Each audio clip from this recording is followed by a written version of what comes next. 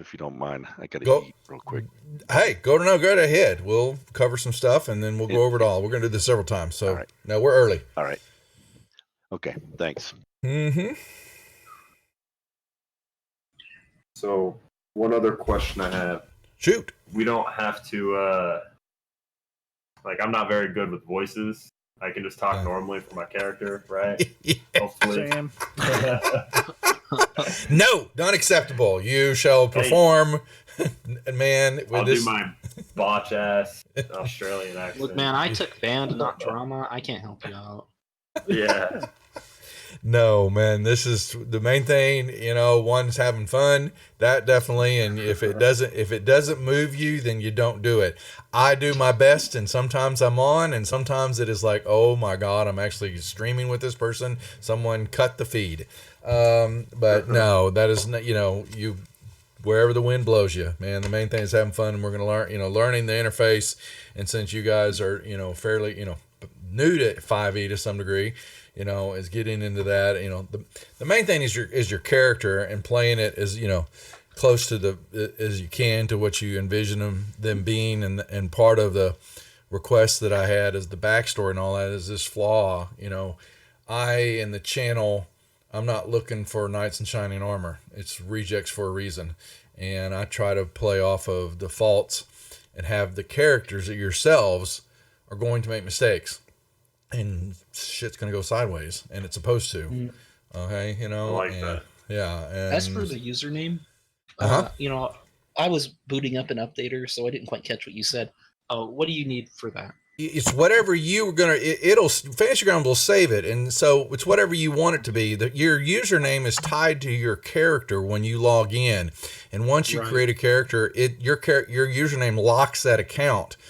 I can release it, but nobody else can get and take over your character based on your username and the security built into Fantasy Ground. So it's whatever you want it to be. I tell most players to make your username what your character's going to be, your character's name, and so. But it's whatever you feel. It's not, like I said, I play on lots of tables.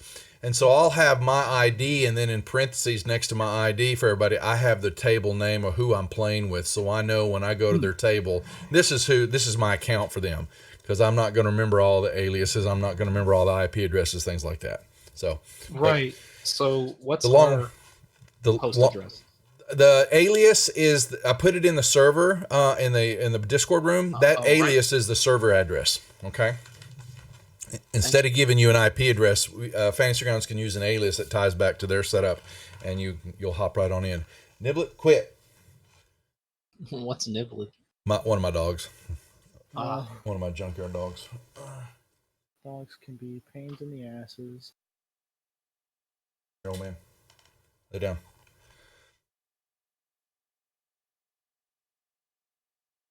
Let's forget it.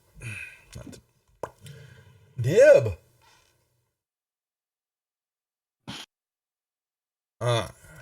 Yep. So that gets you all in, and who was eating? I forgot. Loco. Oh, it is Loco. Okay, all right. Not sure. He's watched many of the streams. We'll go over this stuff again, but the main thing you guys can start doing, and he can do last. So you close the screen. So basically, you're just looking at a blank desktop. You've got the Smiteworks logo. You're looking, Fantasy Grounds is loaded. You're looking at some stuff, and you're going, what the hell is this stuff?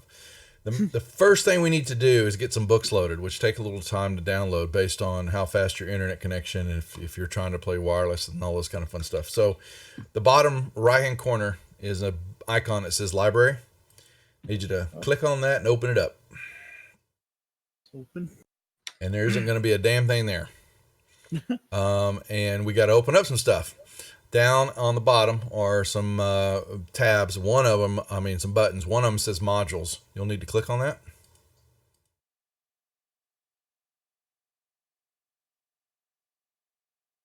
And we're going to open up some stuff. So you're going to need to open up, you'll see things that I have allowed you to look at.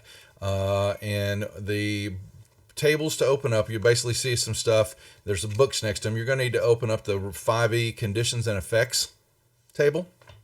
So basically, you click on Cool. that book, and it opens up. You click load, or you click the book. You click the book. Either one, actually. They used. I Sorry, think what was the book? it's. So if once you click on modules, it opens up data module activation screen. Mm-hmm. So the 5e conditions and effects, Okay. 5e inspiration cards, Okay. player's handbook, PHB. You're gonna click on that one, and Fancy Grounds is gonna look like it's gonna act like it's locked up on you. It ain't. It's downloading. It's the big boy. So just give it a sec. It takes some time to pull down all that information. 5E. PHB, player's handbook. Should be. Let me see. Where's mine? D&D player handbook. Is Mace. that it? Yeah. I got the hard copy of that. Yep. You are right. It does like the freeze. It does, yeah. Fancy Ground. So yeah, well, we're all waiting with anticipation. The Kickstarter for the Unity, the 64-bit client, just happened about a month and a half ago, and they've already had it developed, but they were raising money for marketing and do some other things, and so this program is still a 32-bit app, and it's cranky a lot, and so now we're going to get a big old brand new shiny car come December, and going to be able to do. Easy? Say that again. I was just joking about. No. So, and be able to do a lot more with it. But yes, right now we still have to deal with this old grandpa. So that basically.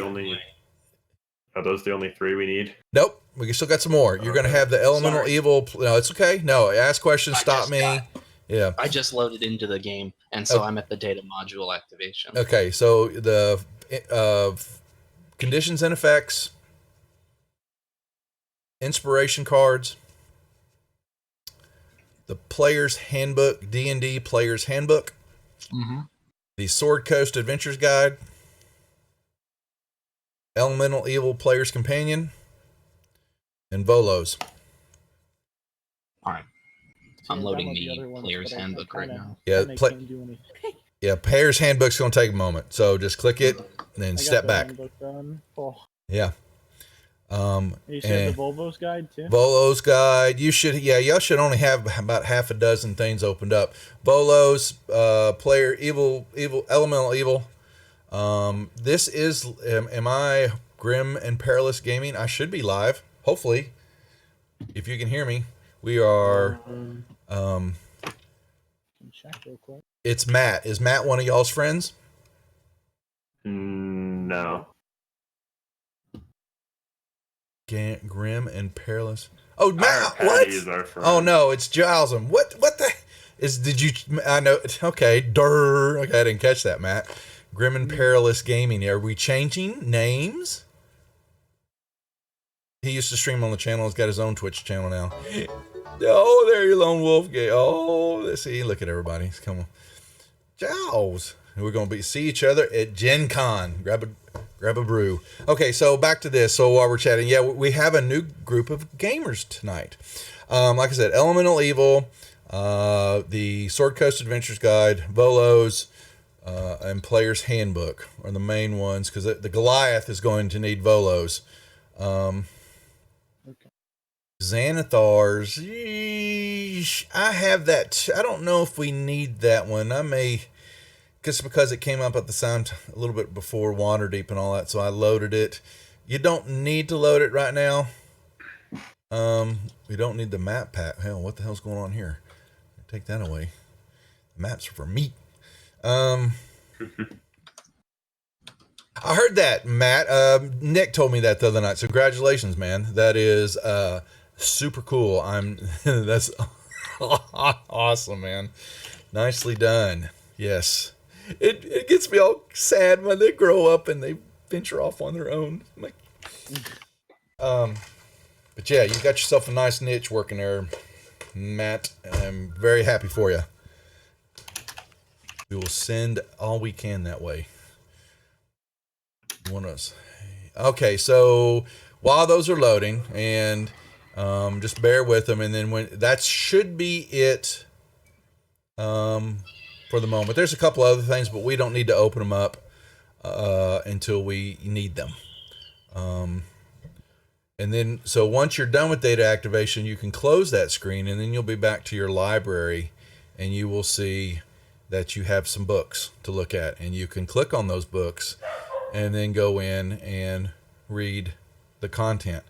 And this is the full, published printed versions of the books, and you're allowed, I share them, and you can use them and look at them anytime while you're connected to my game. And when we roll up characters, we'll be pulling stuff from the tables and from the equipments, the races, all that kind of fun stuff.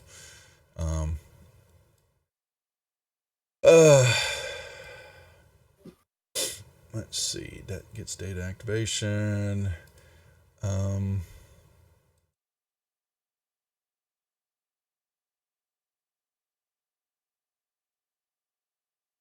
Give Loco a few more minutes here. I don't want to. Let's see.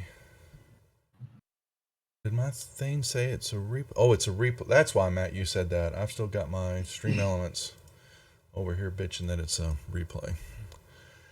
Negatory. Let's fix that real quick.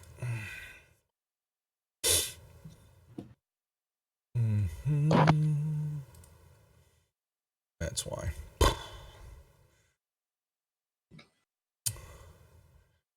All right. Loco's seen some of this. We'll talk about. We'll kind of look at the interface once y'all are done. Okay, good. So they are opening up the books real quick. So if you would go, I'm not sure, Loco, how much. I can't remember how familiar you are with Fantasy Grounds. Would you remind me? A year.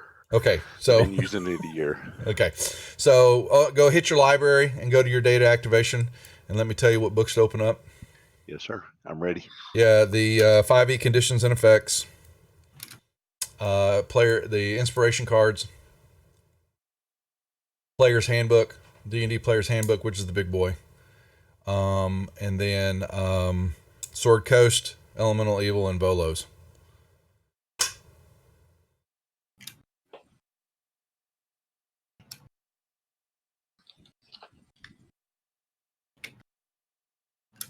Got them.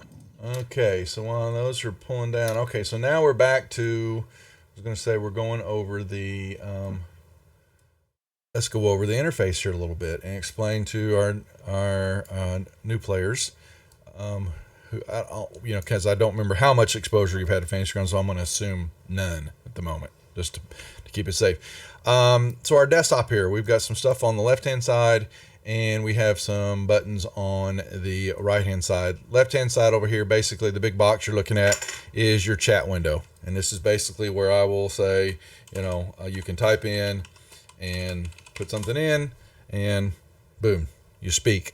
If I am wanting to chat with you, I have some other pull downs. If I want to chat to you in Orc, and I say the same thing, your character sheet, when it's coded properly, if you are able to understand what is said there, it will translate for you. That's cool. Okay. All right. And if you don't know, then you get the gibberish. Okay. I can, and you also, when we're logged in and have our character sheets, there are going to be icons. There's going to be avatars on the top above the chat box there. And each one of y'all's pictures will be there. When you want to whisper to somebody, we'll go over it when you log in. You can right mouse click on the portrait, and there'll be some icons that show up, and one of them will be a whisper, a little voice, like a head chatting. And you can then select, basically when you do that, it'll put the command down that you're going to whisper to this person. And then you can type in the rest of whatever you're whispering to them and hit enter. They will only see that comment then. Except the GM, me, I see all. So I'll know you're chatting. Okay? When I won't, but you can do that.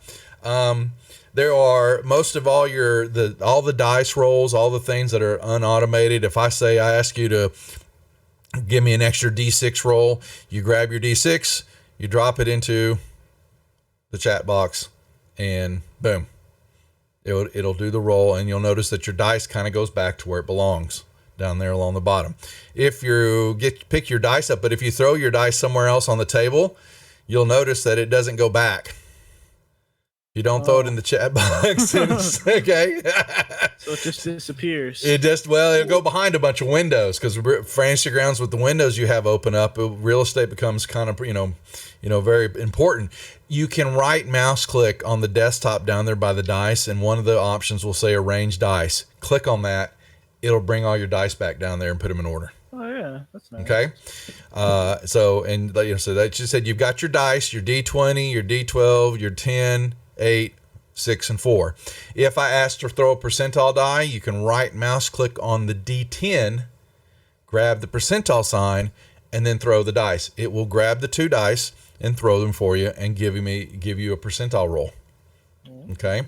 If you need to say roll me 3 D6s, well, right mouse click on the D6, select the 3, throw the dice. Boom. Now, if you say you have something that's coded, and I don't expect y'all to remember all these things, but I just want to go over them so you kind of hear them before, and after a few times you'll learn it. But you may say have a spell that you're casting, and you say it's, I'm going to cast Fireball. Well, that's 2d4 that it comes out. Well, I want to cast it at 3rd level. Well, you can right mouse click, you grab your 2d4, you right mouse click, it adds that extra die for you, and then you throw it. And so you don't have to try to remember, how am I grabbing I meant to grab 3. Well, it's already coded in the player's character sheet. And so that's how you add dice. You just basically have to grab the ones that you want. You click a few more times and you can drop them on in. Boom. Is that how, when you right click it and there's all the numbers there, like if you hit roll 3? Yeah, exactly. Numbers, yeah, but let's say you right mouse click on the D6 and I say, I want you to throw me 6 D6. Well, where's the 6? Yeah. Okay. So you grab the 5, right click once. Then you'll see an extra dice show up on the screen in the ones you're holding. Now you can throw your D6. Yeah, no. Okay. Yep. Boom.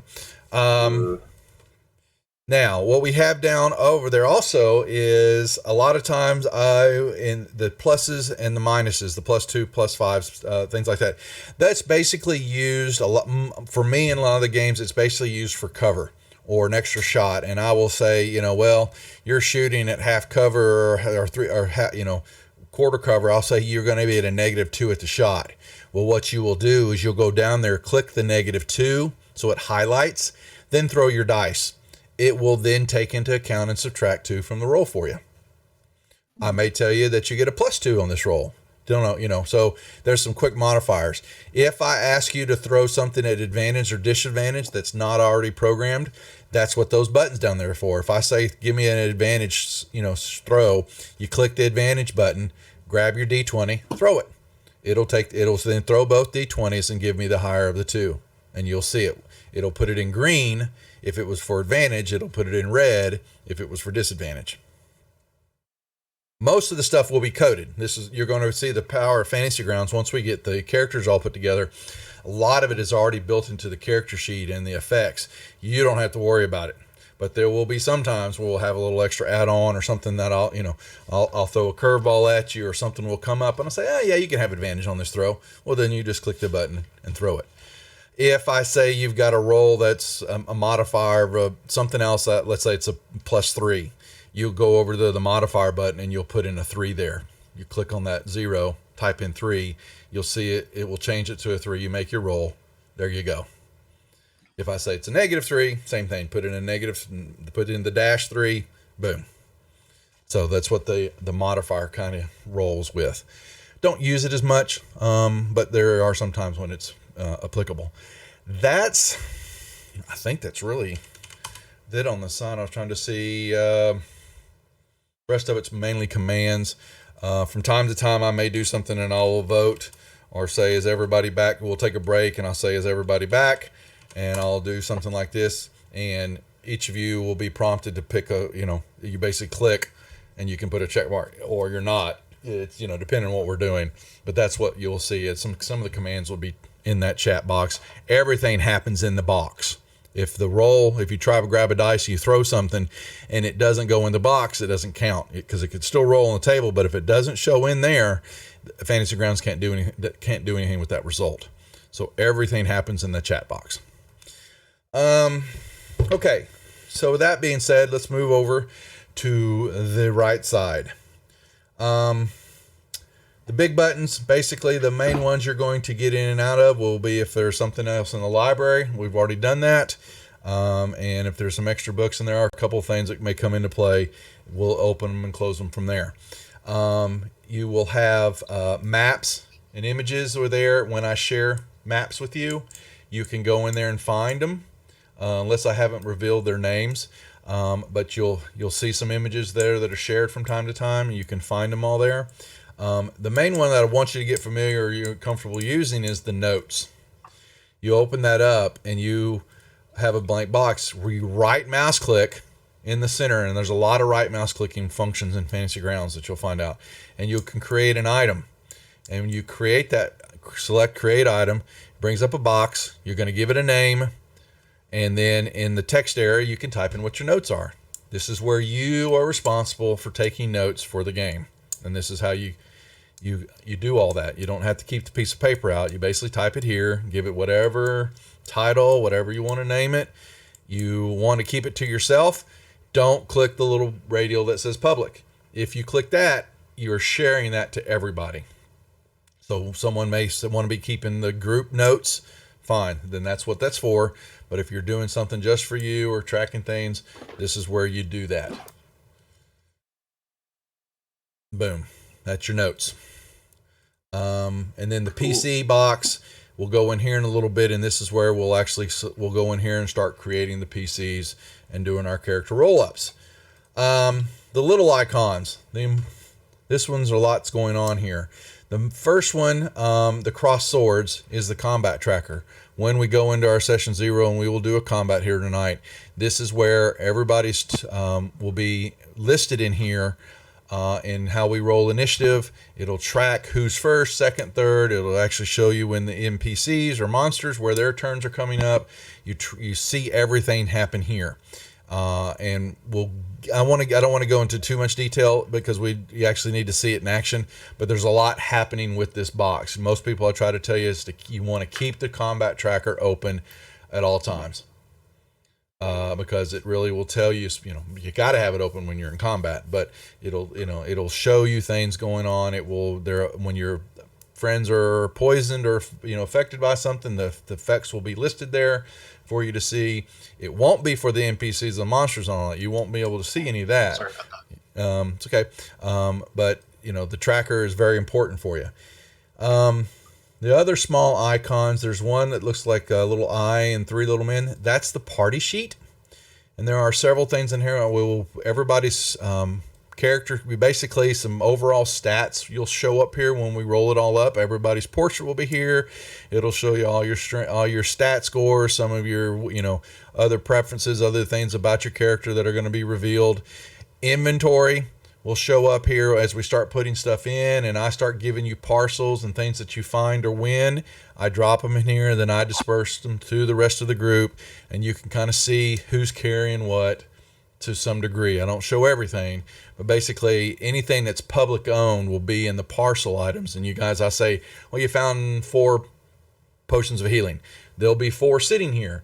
You grab one each and drag it from the party sheet here into your inventory on your character sheet, and it will transfer it over and put it in your inventory. The order tab on the right hand side, this is where I will ask from time to time, well, how are y'all marching out in the open, or how are you moving down a hallway? And I will ask who's in front, who's in this middle, and who's behind. And we will use those party sheet, this order basically to kind of reference what's going on at certain times. And I'll ask for it and say, hey, someone show me how everybody's lined up. And then that's pretty much the party sheet. If you guys want to change the color of your dice, there is a little icon over there that looks like a little painter's palette. Click on that, and you can click on the different colors, move stuff around, and choose what you want. You'll hear it all the time in the games when they tell you time to change your dice color, and this is where you go and do it. Doesn't do much because it is digital, but people seem to think so. So who am I to disagree? The The last ones, the main one you'll use are the effects, which is the little zombie dude. One of the things that you opened up from Rob Toohey, who's been programming tons of stuff in Fantasy Grounds for quite a while. This is where a lot of the automation's at, and where we'll pull effects or do things. A lot of the coding, and we'll drag this stuff over, or I'll have you drag it, or something that will come up in one of your things that you may get to do, and you'll go in here and find it, or I'll be using it and putting it on the characters in the combat tracker. But you can see just from this alone, here's a lot of stuff already pre-coded that we will use continually within the game. And the other one is the plus minuses. This is more heavy coverage for modifiers in the games. The main ones that we will use a lot of times is if in, let's say you're attacking somebody, and all of a sudden in chat, one of the from the viewers are watching the stream, and they give you a critical hit. Okay, well then the critical hit's automatic. You don't have to roll for it. But how does the Fantasy Grounds know that it's a critical? You will go push the button there that says critical, and it highlights, and then drag your damage over. Fantasy Grounds knows then to handle it as a critical hit, and will do all the extra rolling for you. So that's pretty cool. Yeah. You'll see it more in action. I'm just trying to give you a layout where it's at, but I expect several sessions that you'll go, where was that at? I don't remember how to do all that. Please ask. Don't get frustrated by it, because I'd rather explain it to you, and you get comfortable with it and finding it, because the initial interface for Fantasy Grounds, I understand, is a little bit more imposing than a Roll20 interface. But once you get to the functionality and really see where Fantasy Grounds shine, you'll see the magic. You'll see them behind the curtain. All right, so here's what we're going to do. It's time to roll some PCs up. Okay, so each of you are going to click on the PC button over on the right hand side, and you will go over in that box. You can right mouse click on and say create item. It only says close window for me. Say what now? It only says close window for me. You click on the PC and you right mouse click in the middle area? Yeah. Really? What about down below? Yeah. Is there a plus, little green plus? A plus? Okay, there it is. Okay, so, I did not know. I just learned something. I thought everybody had that, but apparently only I do. Okay, so there you are. You've got so each of you now, we will find some information. Double click on the sheet in there, and now you've got in front of you is your character sheet, all nice and blank. Do not type anything in here unless I ask you to, because we're going to be pulling stuff from the books that is already coded, and we let Fantasy Grounds come on in. We let Fantasy Grounds do the work, basically. Okay. Do y'all have names for your characters yet? Yes. Yeah. I do. Put that in at the top line. A lot of times now, I will be calling you by that name instead of your Discord name, and that's because I don't have time to look over there. So Lionel, Abdul, Ginmayer, okay, and unnamed. So Grayax. I just you can put a whole name in there. It's better. Perfect. Honestly, it doesn't want. We don't want to. Okay. Let's talk about what we're just kind of seeing the layout of the character sheet, and then we're going to start filling it in. As you can see, the front page here is did I not be able? Oh, I guess I can't. Your name, we're going to put in class and level, your background. As you level up, your proficiency bonus will increment. Everybody starts off with a 2. As you get up into 3rd, 4th level, it'll start incrementing every 4 levels, I think, 4 or 5 levels. You then have your ability scores on the left-hand side. Your saving scores are on the right-hand side. The little dice you see is what if I ask you to make a strength roll, that little dice is what you grab or double click on. And y'all can do that. When I say this stuff, y'all are more than welcome to grab and click on, just so you can see it in action. Okay, you're not going to break anything. Okay, yeah. Really, mommy's home. You can, Wow, so that one way to start off the. yeah. That was- wow. So same thing with the saves. If you go over to the other side, you can grab that dice and drag it over there, or double click on it. One or the other. Same thing. If you see that symbol on anything, you're going to see it on many more places. That's what it's letting you know. It's a rollable deal.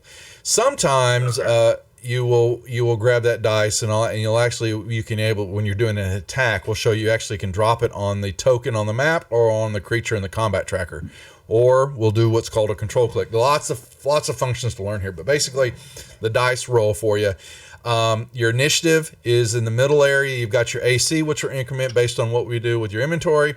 Your initiative, I'll say, gentlemen, it's time for combat. Roll initiative. You go over there, you double click on it, and boom, it starts putting you in. And when we have you in the combat tracker, you will start showing up. The combat tracker will start putting everybody in order based on their initiative rolls. Okay. Down below, we have what is our wounds. Teach them, Dad. That's right, Baboonsky. Baboonsky in the house. New group. Sit back, because we got Locomotive, who has been a subscriber, who's playing, and I think you guys, the rest of the guys are all Pathfinder guys. Isn't that correct? Yeah. Correct. Yeah. You're coming over to the dark side. All right. All right. So, so basically your hit points is the maximum. Basically, that's your total max. Your wounds start at 0, and as you get them, that number starts going up and until the wounds match your hit points, and then you're considered dead. And then what happens down below is your death saves will start coming into play. And Fantasy Grounds during combat will automatically roll those death saves, but other times I will have you roll them if you are in the dying state, and that's what that dice down there means. If you know the rules, that if you're in that type of form, you need to get 3 saving throws over 3 fails, or your character's dead. Dead. And basically all you have to do is get a 10 or higher. If you get a 20, you actually are revived and get a 1 hit point back. If you roll a 1, that counts as 2 failures. So be careful. And then as you level up, you will get hit dice based on how many levels you are. You get a hit die per level. Those are basically during short rest, where you will be able to roll hit dice and get whatever that roll back is in hit points. And you get them back after every rest. So if you use them at any time, you can, after a long rest, I should say, you can roll hit dice and use them up, but they get used up until you perform a long rest, and then they refresh and go back to whatever the default is. Okay, so that's the front page there. We'll go to the skills tab. These are basically some of the proficiencies and things that you're going to be good at. And some of y'all will have half proficiency. Some of you won't have proficiency. Some of you will have double proficiencies. It'll show you based on the stars what's going on and what it is, and the numbers will bump up. And then basically I will say, hey, you make me a perception check. Go over there to the perception dice, double click on it, or grab it and throw it in the combat tracker. In the chat window, and it will give me that roll. And then based on that roll, I have certain DCs, or once I'm trying to have you beat a number or make a number for something to happen. Sometimes I'll ask for those rolls and it won't mean squat. It is just me moving the game along, keeping you on your toes. Okay? Playing tricks on us. Playing tricks on you. That's right. Okay? If you want to know what those skills are, you will see a shield. Anytime you see a shield, all right, TPK is the best way to teach new players. That's right, Matt. Hey, man, go have fun, and congratulations on the bringing the Zywander, I think how it said, to the masses, man. Really good job, man. Proud of you. So you basically, anytime you see a shield, that means there's information attached to that selection, and you can click on it and see what it's about. And so that's, when I say click on the shield next to it, there it is. And it'll tell you a few things about that topic. Abilities, nothing there right now, not until we actually start rolling up characters, but there will be all sorts of stuff flying in here as we start bringing the character sheet into play. Inventory tab, same thing. As you start getting items and carrying stuff on you, they will show up in the equipment list. as you start getting coins, gold pieces, silver pieces, platinum pieces, they will start showing up in the treasure. All this stuff has weight. Niblet, shush. And that will, as based on what your race is, you'll have a maximum, basically that will go up or down based on who you are. And Fantasy Grounds will start calculating that. When you reach your maximum, your movement and things like that become half, or you can't move at all, things like that. So it's what I'm trying to do is to keep you from carrying everything in the kitchen sink on your player character sheet. We will also track weights of coins, and I will code that in there and show you how to track it all. But most of people, don't take into account the coins they're carrying. We do now. And I will put that all in after we roll things up, and then show you all how to carry them across from your treasure to your equipment list. So there we go. Notes. There will be extra stuff we're going to fill in here when y'all pick your races and stuff like that. You're going to need your name, your names there, your gender, age, weight, height. You'll fill that all in, your alignment. And then there's also a table based on the backgrounds that you choose that we will roll. And these will put in your ideals, bonds, flaws, and things like that. I'm looking for you also to key in that extra flaw that I've asked y'all to work up for your characters and put it in down there after we roll the flaw up, the table flaws. I'd like for that to be in there so that I can reference from time to time to check on and use either for you or against you. You never know. The log tab we do not use. That is for Adventure League play. You can put stuff in there if you want, and under the adventures if you want to add extra notes. It's up to you. And then last but not least, which we'll fill out here, is the actions tab. You'll be in this one a lot. Between the front page, the inventory, and the actions tab is pretty much the main focal points of the character sheet. When you get in here, all your weapons will show up, all your spells, any of the feats or skills that you have based on your race or your class and things that you get as you level up will all be here and coded so that you can use them. Some stuff I'll do for you, some things that it will already come from the player's handbook, and you'll track it. It's all tracked here. The buttons down below are showing you basically a standard mode. You're looking at everything, but when you go into combat, you're going to want to change that mode to combat, and basically that changes the focus of the page to give you those things that you use in combat. And when you come back out, you can go to your standard. If you're prepping things, you go to your preparation tab.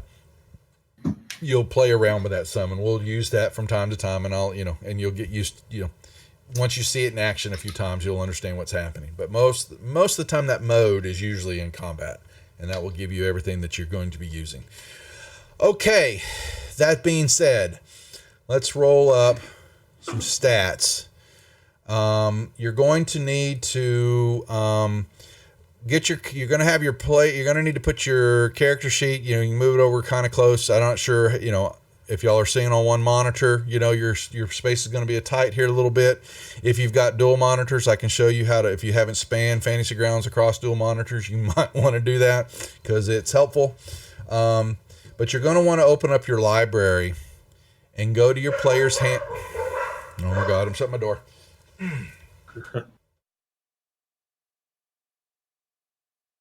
Going to want to open up the player's handbook, and we're going to leave that box, leave your library, click on the player's handbook and just kind of let it sit there over to the right, because you're going to be getting in and out of many of those options that are listed there, the backgrounds, classes, equipment, things like that.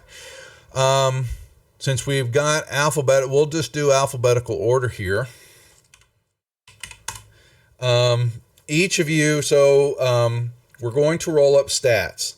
And so what I'd like to do is with Abdul, you're going to give me 4d6s rolls. You're going to drop you're going to re-roll ones. And we're going to, so we're going to do this 6 times, but I want you to grab 4d6s and roll. I will track this in your character sheet. Okay, so you got 1, so give me one more d6 roll. Hey, sweetie. They've been, sorry, my bad. Yeah. So just give me 1d6. All right. So you've got an 11, so that's a 14. I'm going to put these in your character sheet now. So now do me another d6. I mean, another set of 4d6s. Sorry. Reroll at 1-1. Do it again. Oh, come on. There we go. So 11, 12, 13. Okay. So, all right, do me. All right, hold on a second here. And I'm sorry, we may just here. Let me actually do it. We'll speed this up a little bit. Rerolling ones, yeah, I do. I reroll the One ones. second, real quick. Sorry, Yeah, go. bad. I'm actually gonna have y'all all. I am gracious, and I don't take anything below a 10. Would you believe, Chuck? So their skills, they are all supposed to be Billy badasses, and so I think that their character sheet should support that, because I'm going to do my best to kill him. Did I say that? Oh, I'm so sorry. Okay. So he's giving me 2 rolls. Why don't the rest of y'all each give me 4d6 rolls? We're going to go just down the line like this, so you guys can all have fun with it. So, okay, who is that? All right, Lionel, give me one. Yeah, so give me 1 roll of a d6. That's 12 so far. All right, 12, 13, 14. Okay, so who's next? You want to go, Genmar? All right. Okay, so It's going to be a little right click, grab 4 d6s and throw them onto the chat window. All right, I'm back. Okay, and so we're going to, oh, whoa. Okay, so there we've got a 15, and that was Genmar. Okay. All right, nicely. Yeah, it was Duff. I look in the chat window. Okay, Gray Axe, your turn. All right, so you got a 15 right now. But you got a, oh man, he got himself a 16 there. All right. All right, so let's go back to Lionel. Would you give me another 4d6s? Oh. Wow. Oh my. This is why I don't take anything below a 10. That would be rough. Yeah. If we were playing DCC, we would be taking that roll. But we're not. So go ahead and roll me 3. There you go. So now we've got that's a 14. And it's still not bad, man. So, okay. Genmar, would you please give me? All right. That is a 9, 10, 11, 12. Okay. And Gray Axe, your second roll. All right, you got 1 to re-roll. 11, 12, 13. Okay, so now we're back to Abdul, your third roll. And we'll just go down the line like that. Abdul, Lionel, Genmar, and then Gray Axe. That's how we did that. Okay, you got me 1 more. Yep. Nicely done. That's a 16. Okay, Lionel.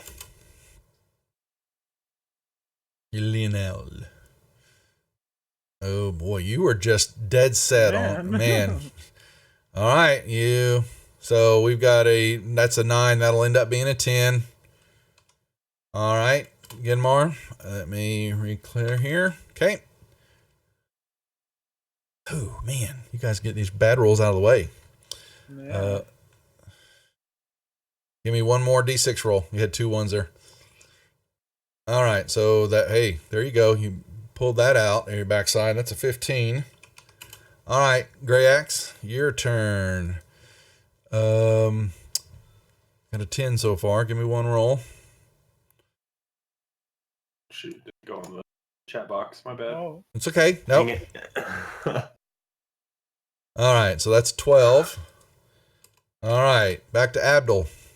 Your 4th roll. Oh. Well, you got to give me 2 d6s. Oh. Okay, so give me 1 more roll. That is a 9, 10, 11, 12. Okay, really punching out of the park there. Okay, you guys, they're still averages. That's why we do this. Okay, Lionel, your turn.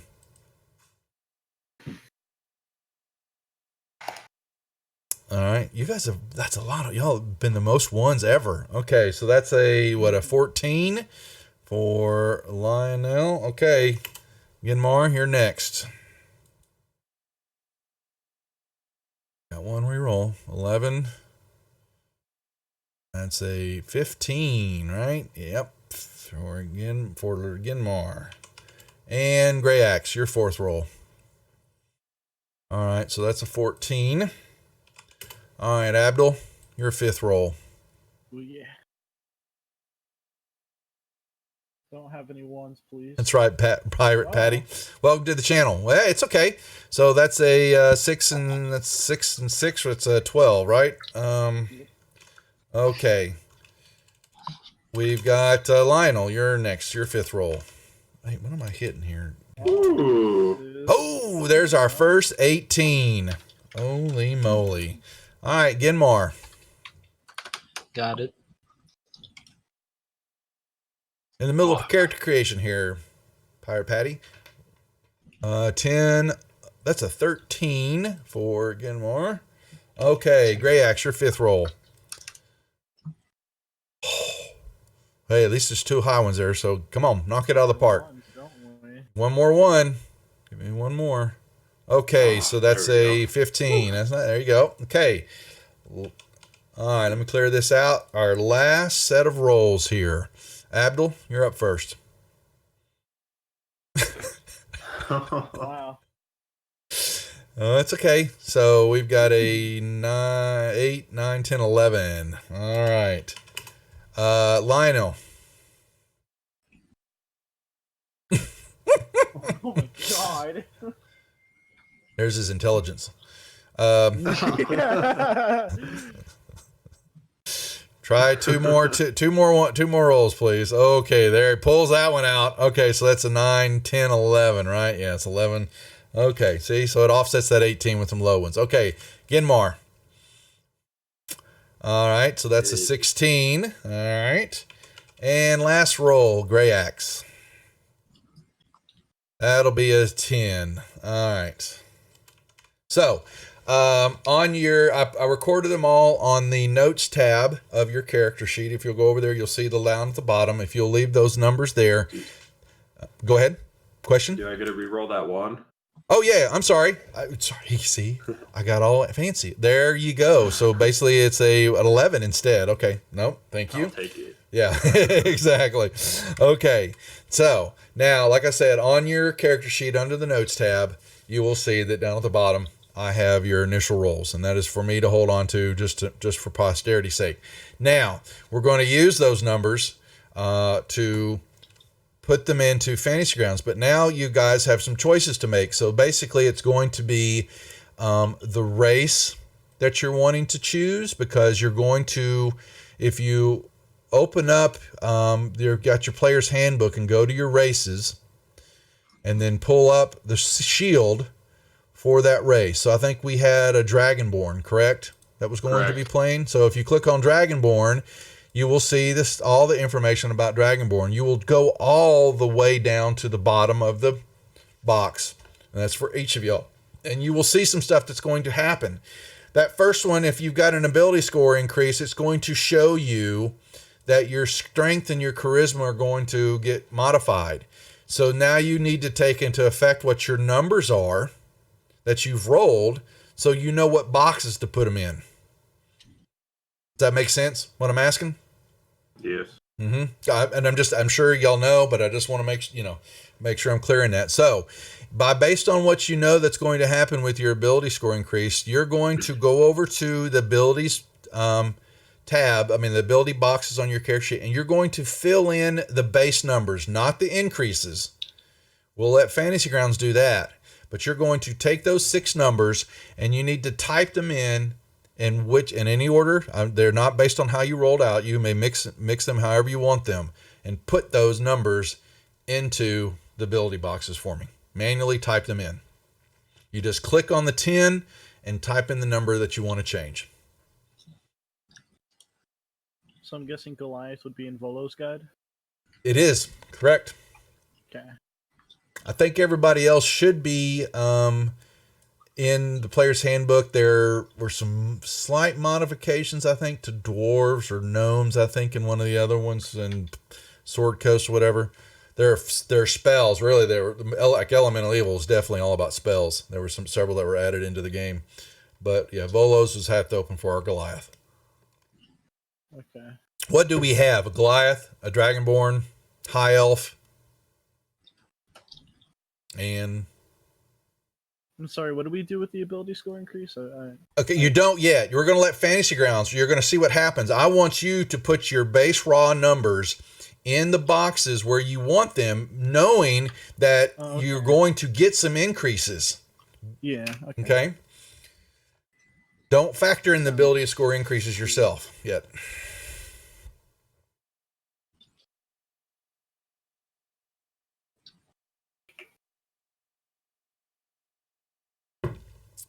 I thought, let's get on. We'll have a little dungeon depth music going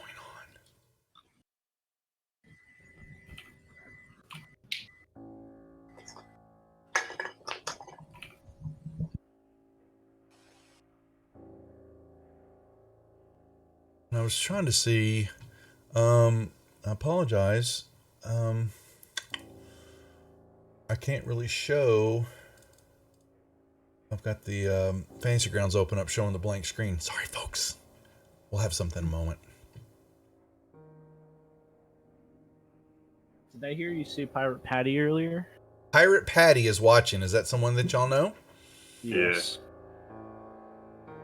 He was that fourth member. Patty. Decided not to join, and he was going to watch. I said he's a she. I apologize. He does have a girl picture for his profile. Okay. On Twitch, yeah. So. Well, so Pirate Patty, if there's any questions or things you're asking, please feel free.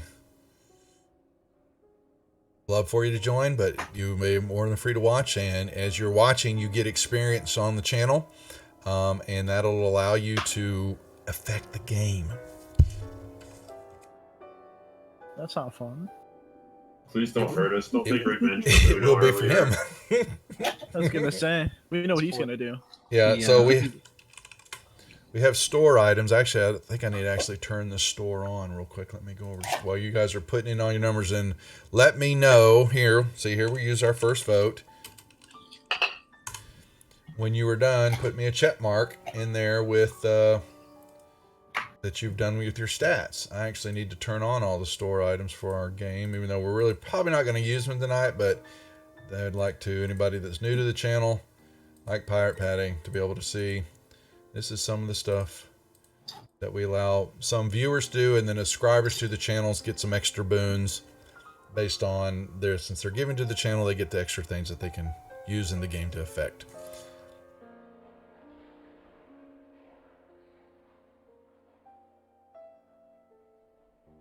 Oh, and there's one of them is me. So just, yeah.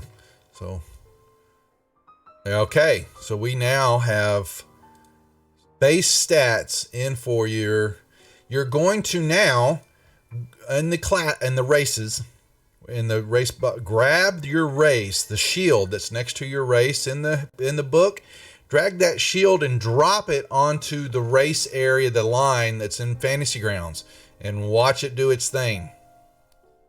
We've got a Tabaxi. We've got a Dragonborn. That's Goblin. That's not what I wanted to drag.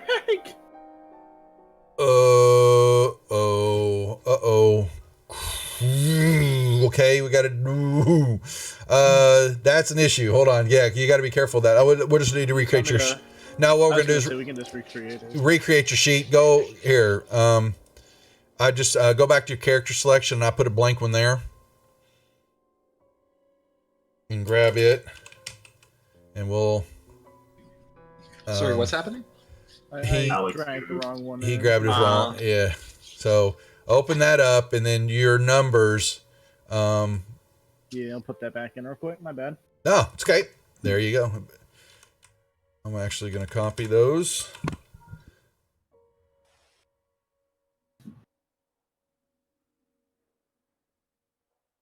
All right. Okay, And then I'll put back in. Okay, so there, yep. As soon as you put them in, now grab the correct race. But you Will can do play this Goblin. time. You can. So I'd rather there you not. go. Okay. Yep. So now you'll see. Let me get rid of that character sheet, the bad one, and go away. We don't need you anymore. So now you'll see that some of your numbers increased and started filling out some items. And if you go over and look at your, you may have gotten a skill already on the skills tab, and then you'll see some abilities under the abilities tab. You're going to start seeing things that are going to, that you can remember. And the shields are there to tell you what they are. You don't have to go you don't have to go searching into the damn, the player's handbook to find out what the hell this is. It's all sitting for you here. Same Pretty thing. nice. So you don't have to Google Yeah. things. You'll also see your languages. Every one of you, basically, most of you should have common. If you have a choice, we'll go over that in a second. That basically means you get to pick a language. Any of the sub languages, and I'll let you know which ones are your choices. But let's say, I wanted to speak to you, Abdul, I want to speak to you in Giant. And if I say Giant and I say hello, Oh yeah. you got it. They didn't. Okay. Okay. So happens with all of them. All right. He So said there. he says he's gonna kill the whole party. He's gonna. Hey, bring the pain. Nah. Bring the pain. They must be taught a lesson. I wouldn't let him do that. He's got some stuff to deliver payback on. Well, you get him into the game. Okay, so there we go. So now we've got our race in there. So next thing we're going to be doing is the same thing with your classes, what you're choosing to play. You do the same thing. Grab the shield for that class and drop it right where it says class and level.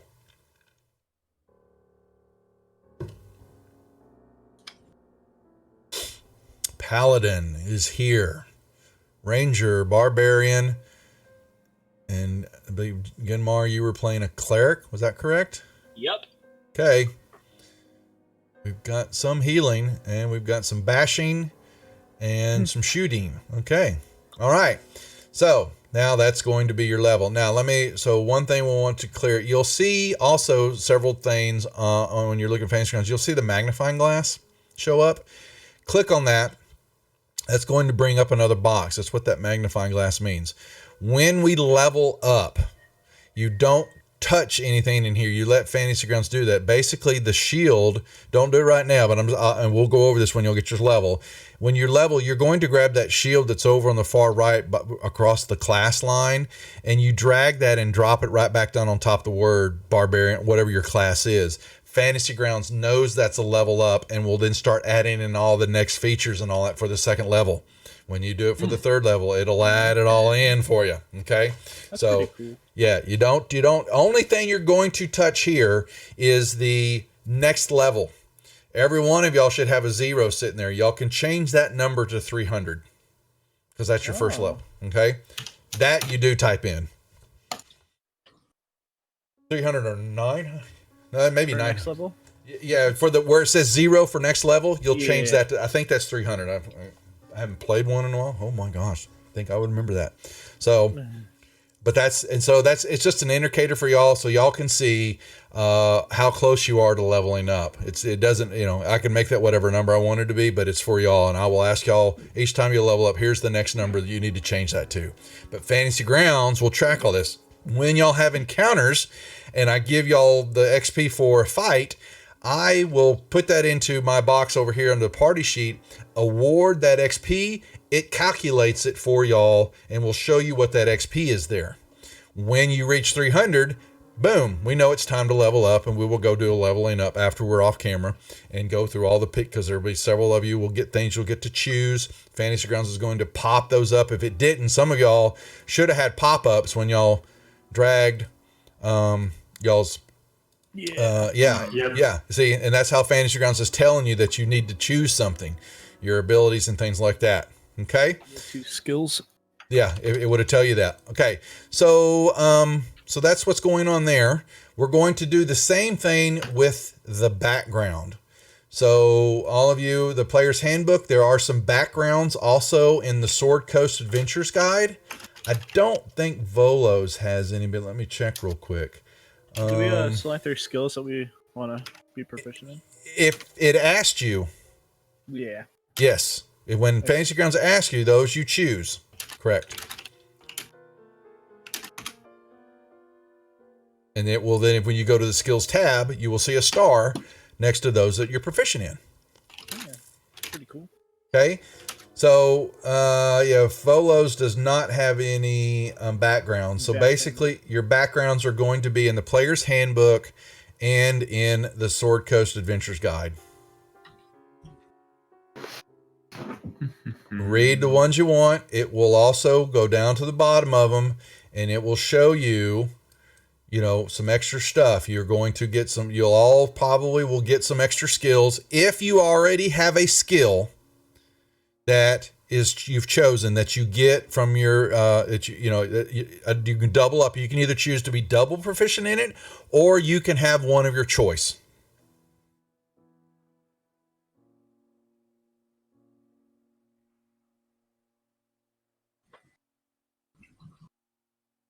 So choose carefully, because we will go back and look at this stuff in backgrounds. But you're going to need, grab the shield for your background. Yep, we've already got an acolyte, and drag and put it on the background on the character sheet.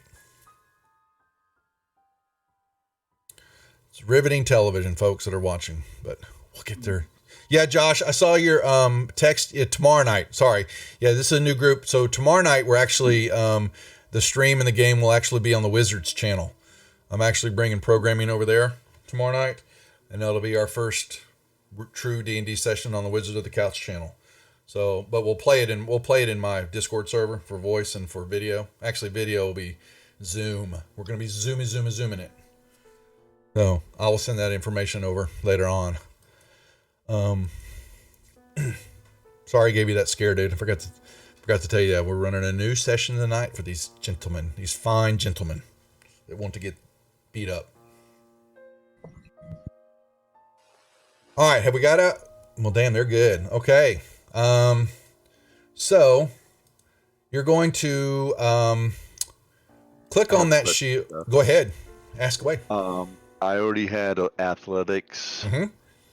and I believe it was survival already used Yep, as a used. proficiency. Yep.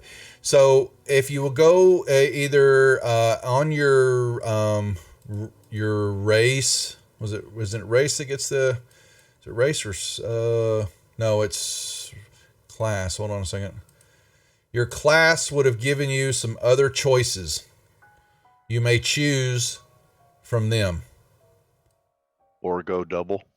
Or double. Yes. I will allow that. Okay. Thank you. And just click on that star that's next to it, and that will make a double star, which shows you double proficient then. Now, what I want you to do is each one of you to click on that shield and keep the background open. And you're going to scroll down to the very bottom of the background where it talks about suggested characteristics, and there are going to be 4 tables there. We're going to go to the Notes tab of Fantasy Grounds, and you're going to see some information. We need your gender. I need your age, height, and weight. And if you want to look at your race, you can bring up your race box, your shield on race, and it will give you what your sizes and stuff supposed to be. But you don't have, if you know it now, fill it in, at least your, gender. If you're not quite sure how old you want to be at, that's fine. But I figured most of y'all would know it. You can key that in. But what we're going to do is you're going to start with the ideals table. You're going to open that up, and you're going to see you have a dice roll. Grab that dice and roll it in the chat window, or double click on it, and it will roll a random ideal for you. You will then grab that text and drag and drop it on the area where it says ideals. Grab the first one. Okay. Okay. Just grab the text in the chat window and drop it in the ideals area.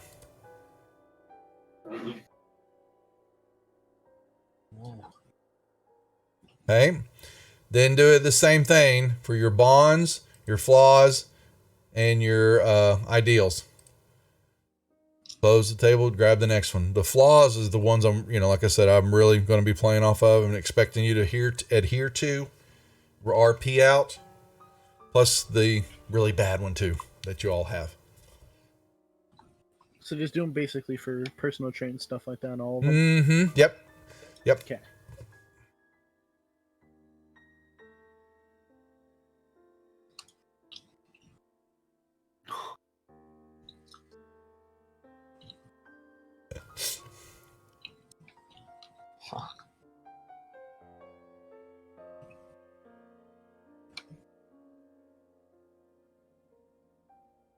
That should.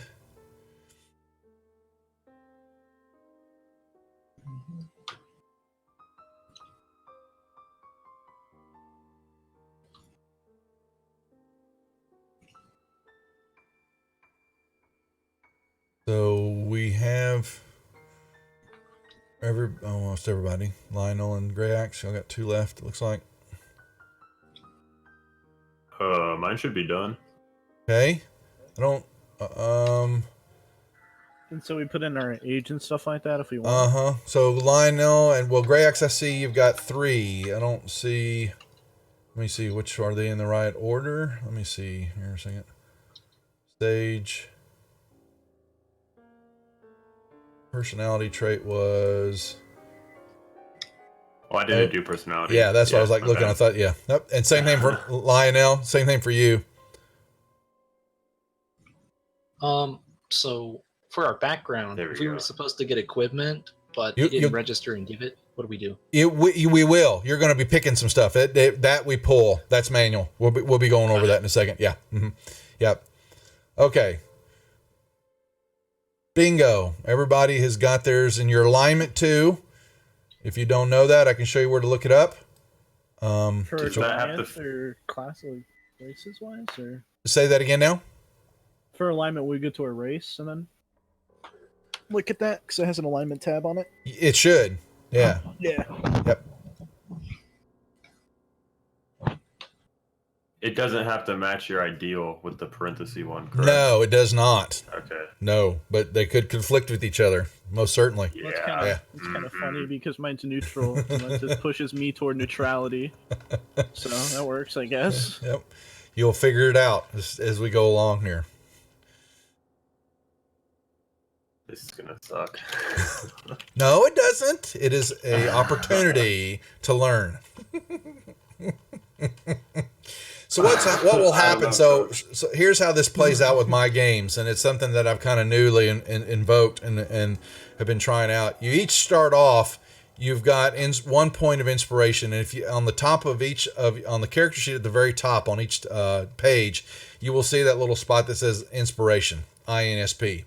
You will check that and make sure that's your 1 point of inspiration. You all start with 1 at the very beginning of a session, and you will see that it puts a star. Well, actually, yeah, it should have. No, it didn't. It should put a star on your portrait area, your box. That means you've got inspiration to use, and when you use it, you hit the check mark and turn it off. As you role play and get more into the game, I will award a 2nd and 3rd spot of inspiration that you will be able to use and compile and keep as you use them. You will always start off with 1, but the viewers could give you inspiration. I could go, everybody, or you get an inspiration for that piece of deal, and you'll get to then check that extra 2nd or 3rd slot as y'all grow as a group and your RP works out and things like that. That is so basically that's what's going on here. And as you're learning to play, and get into the character. But each of you should have a check mark turned on for the INSP, and that will put a star, and boom, we're good to go. There we go. Yep. All right. So everybody has done well. So we've got our main tab or skills. So we'll go to the abilities tab. Some of y'all will have a choice or even 2, it looks like. Holy moly, Ginmar, you're a learned individual. All of y'all, well, it looks like Abdul is the only one that's not.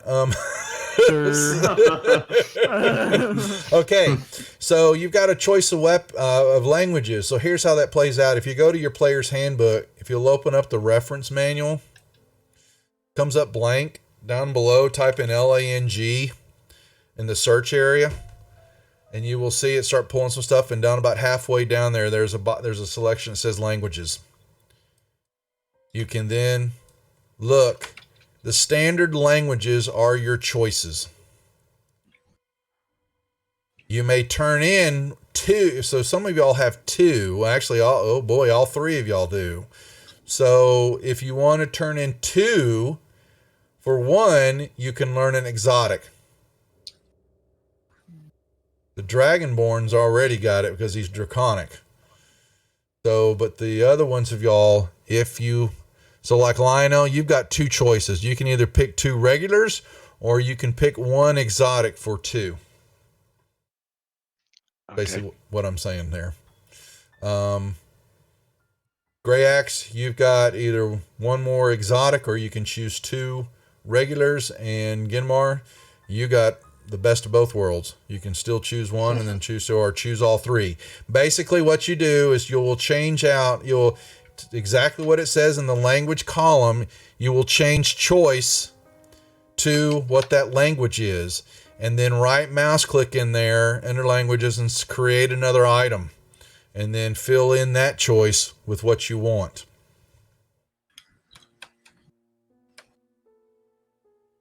Ginmar, why have you got 2 Elvishes? What are you doing? I was moving common up to the top. I said I had a choice at the top, and I'm a little OCD. I didn't like that. Oh, so it'll redo it for you. So let Fantasy Grounds do that, and it'll fix it. It'll alphabetize it. Yeah. So Abdul's not much for words. no, he's not. Apparently, no. He's just going to be swinging. No. Yeah. So, fee, fi, fo, fum, and he's going to go hit things. So that's the Goliath, right? Abdul, you're the Goliath. Yeah, that makes sense. Pretty much makes sense there. Okay, so.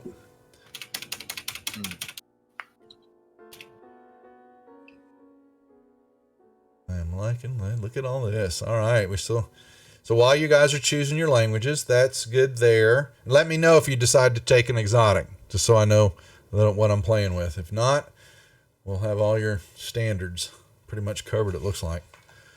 We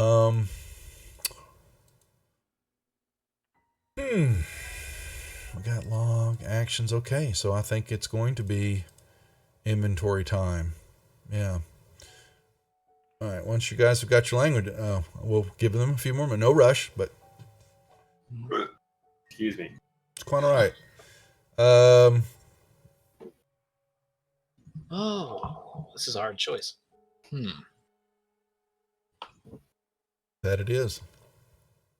Actually, can I change mine real quick? Sure. As long as it's one you I'm choose. gonna take one of the special languages. Knock yourself out. The exotic. Mm-hmm.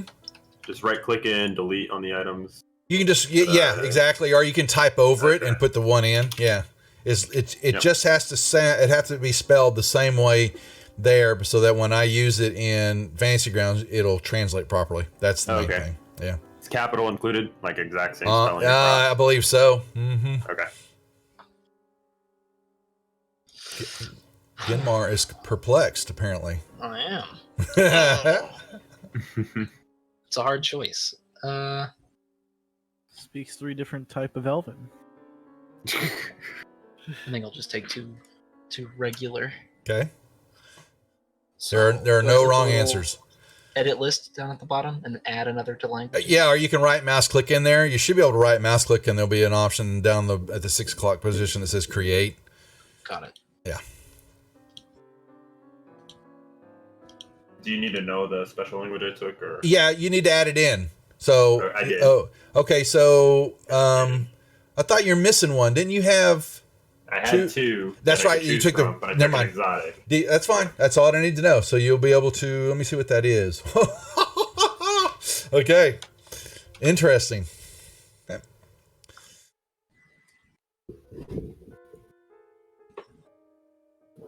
Mm. All right. I'm good. All right. Who said that? Is that Jen. Jen? So I see comment. Okay, so you still got 2 of choice in there, or did that? Maybe that's not updated mine yet. Hold I on. have to push enter. There you go. Yeah. Okay. Boom. And then you can blank line there. You can remove it, or I'll get rid of it later. Okay. So now here's what we're going to do. We're going to go ahead. Sorry. No, nothing. Okay. All right. So we are now going to go to the inventories tab. And you all need to, your inventory selection. So I'm sorry, we probably should have brought up your race, but not your race, your class that you chose. Bring up that description box also, and you'll scroll down to the bottom. And we're going to look at the equipment area. And you're going to get some choices. And then, but down below that, it has a link to the things that you're going to be choosing. So the first thing you will all get. So we're going to do this. I always give each of my players a dagger. So if you go to the weapons list, you'll bring up that table. You will grab the shield for dagger and drop it in where it says equipment on your character sheet. You have your first weapon. We're not naked. Nope, not yet. All right.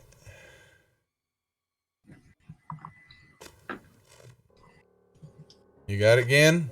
There you go. Okay.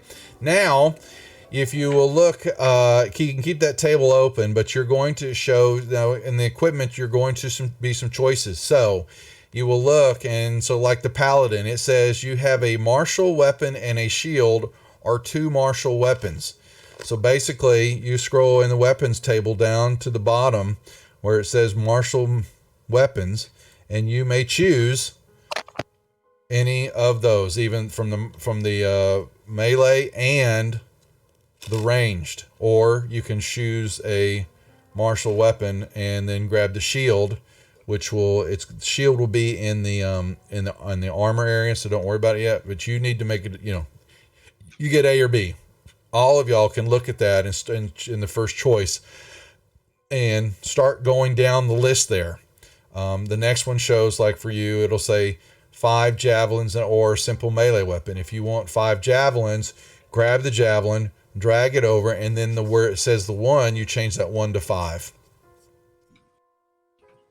So y'all all have, so choose your weapons first and let me know when y'all have got them all in there, because then it's going to start talking about packs and or armor. If it gets to armor like the paladin, you already get chainmail.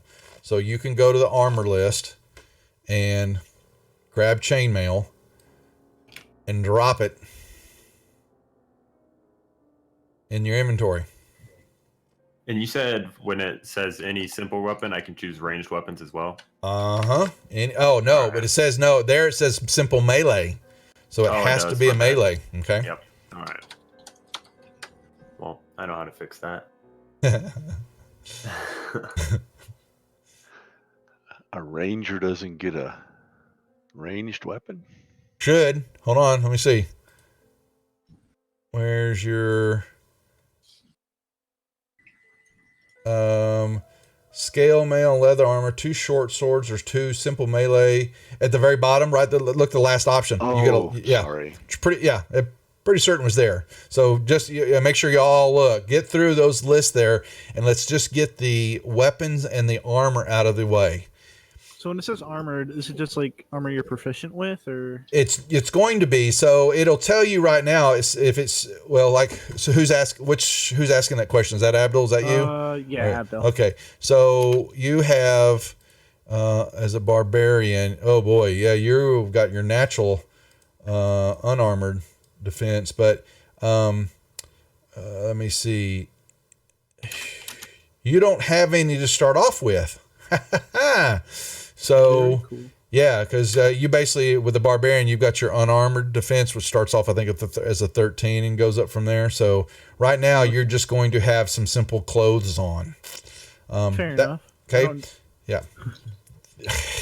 Yeah. Would you be? Fair enough. Yeah, and it shows up above that you're proficient. Yeah, you're already proficient with light and medium armor, and so when you come across something and use it, you have to determine whether that armor proficiency and that modifier is going to be greater than what you're already getting unarmored. And so, but yeah, you won't be docked if you decide to don some medium armor, breastplate, or something like that. Fantasy Grounds knows that you're proficient in it. But your choices down there, yeah, you're light on choices. So, you have, so like for you, you've got the great axe, you've got a dagger. So the next one is you've got 2 hand axes or any simple weapon. Yep. So you need to grab that. And then if you'll look down there, you get an explorer's pack, but you're also getting 4 javelins. So make sure and grab the javelin and throw that in there and put 4 next to it. Oh, okay. The ranger, you're going to grab your longbow. We're then going to go to the equipment list where it says adventuring gear. And all of y'all can do that too. And there you'll find a quiver of arrows, or 20. Basically, it should say, arrows 20. Grab that arrows 20 and drop it into your inventory tab. Yeah, and now you've got 20 arrows sitting there. And we'll show you. The same thing with my holy symbol. The same, yeah. So this is how you do it. Yeah. Okay. So grab the holy symbol. The same thing with the packs. Now the packs, I believe, they're on farther down. Grab that shield for the pack and drag it and drop it over into the inventory, and you're going to see that it explodes the pack out and shows you everything that you get in that pack. You're going to fill some of it out because there's a few items missing on them that I expect that everybody would have as an adventurer. So we'll go through that. You'll get to do a little shopping here in a second.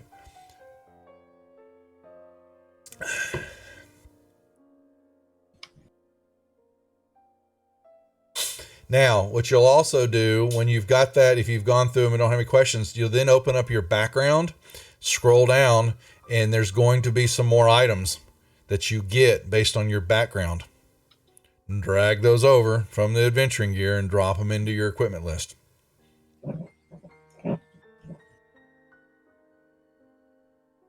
So for the pack, you said we're holding off on that, or can we? No, grab the pack and drag it into your equipment list. It may not have everything.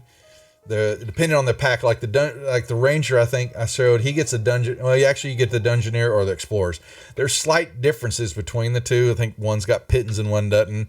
I'm just trying to make sure that everyone's got a mess kit, tinderbox, some torches, water skin. There's certain things that common things that I want to make sure everybody has.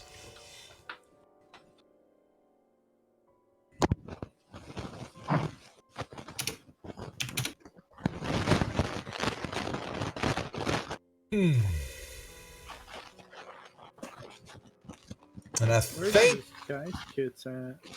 What's that now? That will be the disguise kit is going to be you will need to go to your library. Go to your player's handbook. Mm-hmm. And when you bring up equipment, I think it's under tools. Yeah. Oh, okay. Yep. Yeah. Better.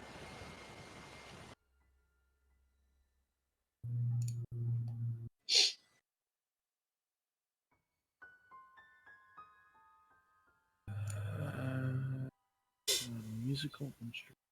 Got everything there. Very good. Where do I find the holy symbol? It should be under under regular adventuring gear, on down. It's about it's after you've got your ammunition, arcane focus, druid focus, and then holy symbols are sitting there. There are 3 of them. You choose. So, what did we say about the adventuring gear? Okay. It depends. I'm not sure the question. So there's going to be stuff in there. Your packs are in there. So depending on what pack you get, you will go down to equipment packs and grab the one that you have and drop it in your inventory list. Oh, okay.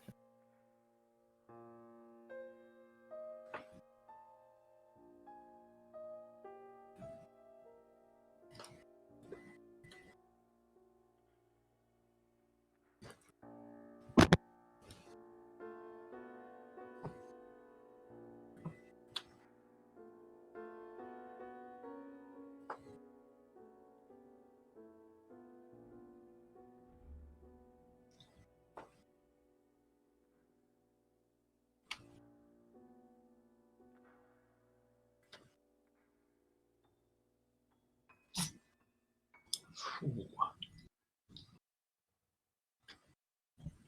Incense only come in blocks.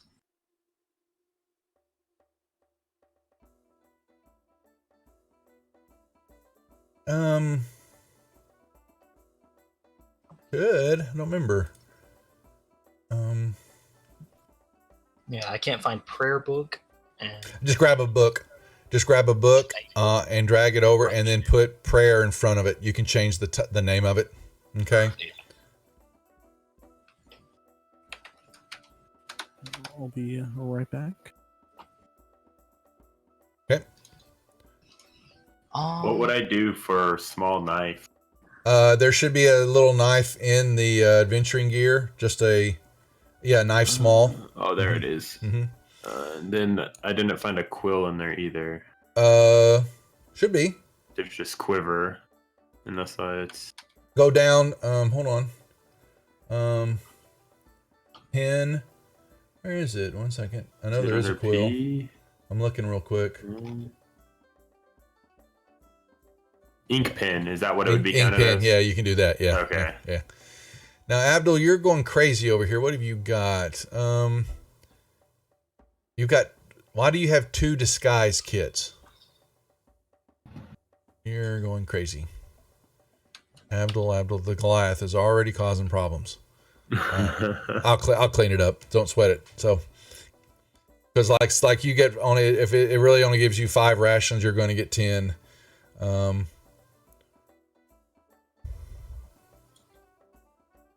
Sorry about that. I'm back. It's okay. Yep. So it's just 2 disguise kits. Why did it put 2? I don't know. There. Same thing with costume and clothes. Unless you have one of those. You should only have one, but Goliath. Does Goliath get a costume? Oh, he does get a costume. Oh, I'd be darned. Okay, so yeah.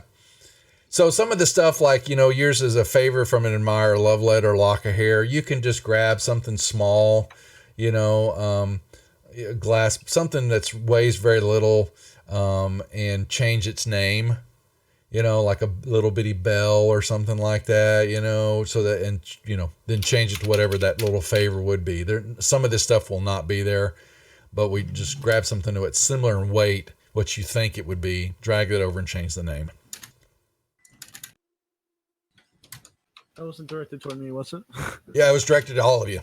But yeah, for like the barbarian, the gladiator, you get in your background. If you go open up your background, you've got some stuff down there. You also get under equipment, and one of them is a favor from an admirer. Well, what is that? And so think, something, and then just grab something out of the adventuring gear table that would be that same weight, or something just very lightweight. Like if it's a lock of hair. Drag it over to your inventory, change the name of whatever it is to what you want that trinket to be, just so it's there.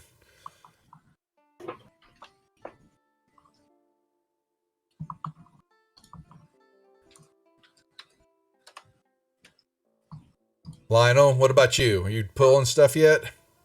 Yeah, I'm a light traveler. Since I gained 15 GP, where do I want to put that? So what you do down under treasure, you put the 15 in the square, and then in the line next to that, just put in lowercase GP. Okay. That will show that you've now got 15 gold pieces sitting there. Now, if you want to spend that, you can go into the adventuring gear table and look at the extra cost of stuff and buy appropriately. Okay. Don't worry about any. If y'all should only have gold pieces. Don't worry about the rest of the treasure items. Those will get populated when I start giving you things. And so, when you said the lock of hair and stuff, you put that in the treasure? Or? No. You've got, basically you need to pick. The lock of hair is not going to be in the adventuring gear table. So find something like I always tell people to grab the bell. The bell is a simple, small weighted item. Drag that over into your inventory. Change the name of bell to lock of hair or tree, whatever that is, so that you're just carrying that. That's all. Yeah. That's okay. Yeah. Now, for the OCD in us also, which I see that Lionel's already doing it, You will see, and also you make sure that each of you, if you don't get one, you get a pouch. So grab from the adventuring gear table and drag over a pouch to your inventory, unless you like Genmar's already gotten one. But each of you get a pouch. That is where you're going to be storing some stuff, your coins and things like that. And so if you want to, I will tell you that if you want to, you're trying to, location kind of means things. If you, you've got a backpack that you see that's empty. Well, that backpack's shouldn't be empty. It should have your bedroll in it. It should have, it might have your, like with Genmar, might have your incense or your rope. You can put where the stuff is located at, and I'm going to want to know. Okay, so sometimes your mess kit should be in your backpack. Well, if you go over to mess kit and start typing in the B there, you will see that it's saying, is this what you want? And it will then index everything for you properly as you start laying stuff in. So it says I have a belt pouch. I don't necessarily need to find a belt pouch, just the amount of gold pieces that are located in it. Yeah, well, I do want you to get a pouch. So you can, that you get for free. So grab the pouch from the adventuring gear, and then your money, we're going to put that in the treasure item in inventory, however much that is. You put the number in the square, and the first you put in GP in that first line, and that will tell you that's your gold pieces. Okay. Now, what we're going to do, I'm going to show y'all. Oh boy, you went crazy. You can, Jen. You keep hitting when you hit enter. Yeah, it actually has that line item, and you can just right mouse click on each line and say delete, and get rid of the blank lines. Yeah, however, I'll get those in a minute. However, we do need to add in our coins. So here's how we do that. So you are going to add a blank line in, or add an item into your inventory. And you're going to name that coins on person.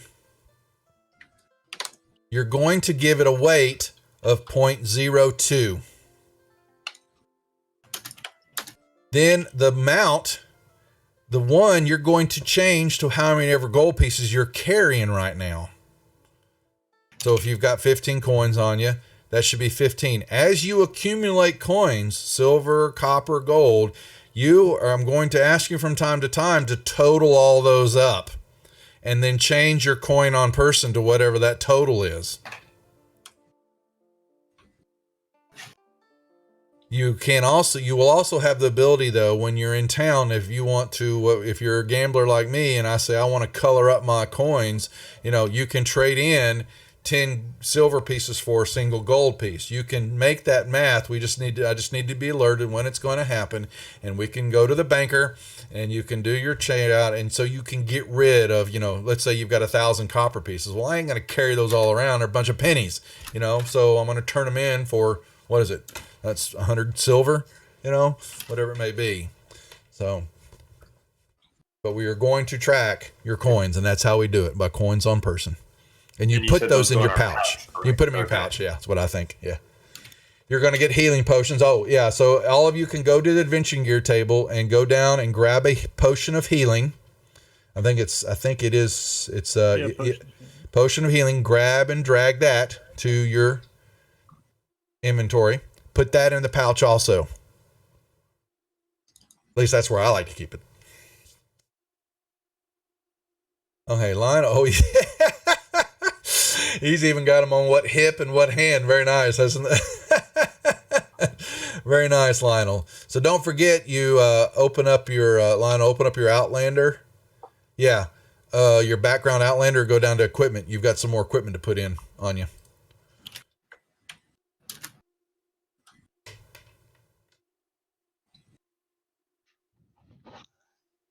Mandatory.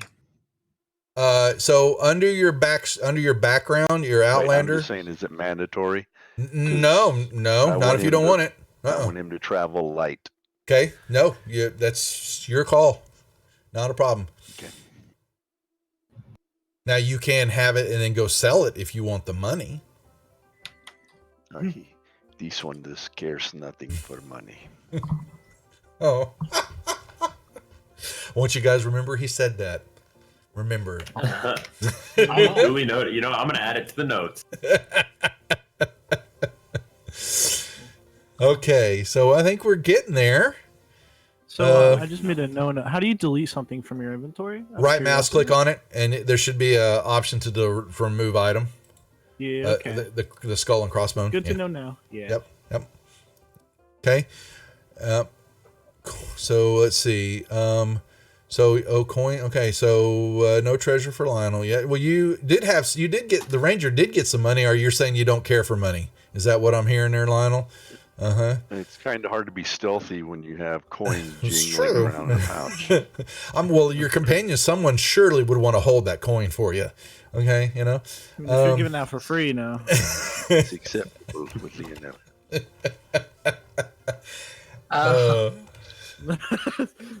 Oh my. So also make sure, I was going to go check, did everybody send me what they think their portraits are?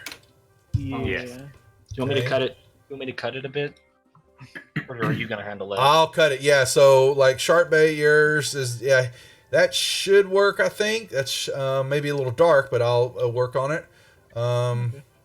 Jackson Wolf, I don't see one yet for you. So Yeah, I haven't sent one. Here it is. okay, Right. that's fine. Just PM it to me. Sammy, yours is there. The first one, if I can zoom in on that, there was actually another one I found that was actually a much closer up of that kind. I was going to send that to you and see if that worked for you. It's really nice. Okay. And then local, yours is perfect. That's the one I'm looking for, most certainly. That one looks real good. All right, let me see. Should be able to zoom in on that one. That looks good. We'll find out. I'm basically looking for the headshot type for the overlay, but I think those will work. I'll make them work somehow, some fashion. So what are we missing here? Everybody's got their stuff. If you want to go shopping, like I said, with the gold that you have, you may go into the adventuring gear, and for the cost, which you'll see, you can buy stuff. Abdul, you'll still need to add your coins on person. So here, while we're sitting here, I'll just do that for you real quick. This is basically how we're tracking. Yeah. And it's point 0.02. The potion of healing goes in there, right? So. Potion, yeah, exactly. And you've got 15 gold on you. So there you go. So now we're tracking your coins right. I think. Okay, so make sure that you all have either it's being the symbols that shows a little sack or the armor. You know, the chainmail shirt, basically a shirt. So make sure your weapons all have the shirt and your armor.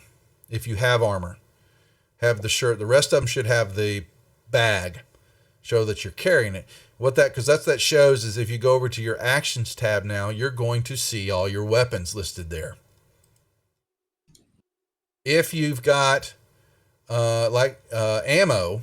So if you've got Lionel did it. So like Jen, you've got 20 bolts. So change your ammo to 20. Okay. For crossbow, for your light crossbow, you will then see, you will now get 20 tick marks. And Fantasy Grounds will track that as you shoot. Okay, same thing for your dagger. Each of you should be carrying a dagger, so change that ammo to 1 in case you want to throw it. Your javelins, change how many javelins you're carrying, and hand axes. Any of those stuff that's got a ranged throw on it means that you need to put the ammo there so you can track that. It will be your job to ask, can I go get my axe back, or can I go get my javelins? Most of the time, yes, but sometimes we may roll up that something got damaged, or if you forget, oops, whoopsies. sucks to be you. Guess we don't have that item anymore. Time to find a new one. Well, yeah, or like if you throw it into a gelatinous cube, it's going to get it's going to dissolve. So you're not going. You can go put your hand in there if you want to. I'll be more than glad to allow that. Okay. You don't want your hand anymore. Yeah. You can put your hand into a table saw while it's running. We'll It might roll- not be a good idea. Yeah, we'll role play that one out for fun. Okay. All right. So there you go. So that's how you see your items, and if you want to see how you attack something, so don't do your ranged ones. But if you want to, if you you're attacking like Abdul, you're with your great axe, you will see that the first column is your attack roll. And it's showing you your D20, so you basically can double click on that dice or grab it and throw it in the tracker. Okay, that's your attack. If I say do that with advantage, you go down, click the advantage button, then do the attack again. And do that for me so everybody will see. There it is. It takes the higher of the two and shows you the green die. That means that's the roll. Okay. Then when you do your damage, that's the next one. That's the full text. Double click on that whole box or grab it and drag and drop it into, boom. That's showing the damage. Whole damage. Yeah. And so there's also, when we get into combat here, I'll show you how to target some creature or how you're going to apply that attack and that damage to a target. And Fantasy Grounds will take into account and do all that math for you. Okay? My bad. No, you're not. We're playing right now. Let's see. If there are modifiers, which we'll go through, I will go in there. You will see that you've got a magnifying glass there, and as things bonus up, some of that stuff will change. If you get a magic item or we get something blessed, that we can add it in, or the spell effect will do that for us. But that's you can see that's what the magnifying glass for, is to change some of those numbers. When you throw something, so if some of y'all or you shoot, y'all are more than Gray Axe, change your dagger and your spear ammo to 1.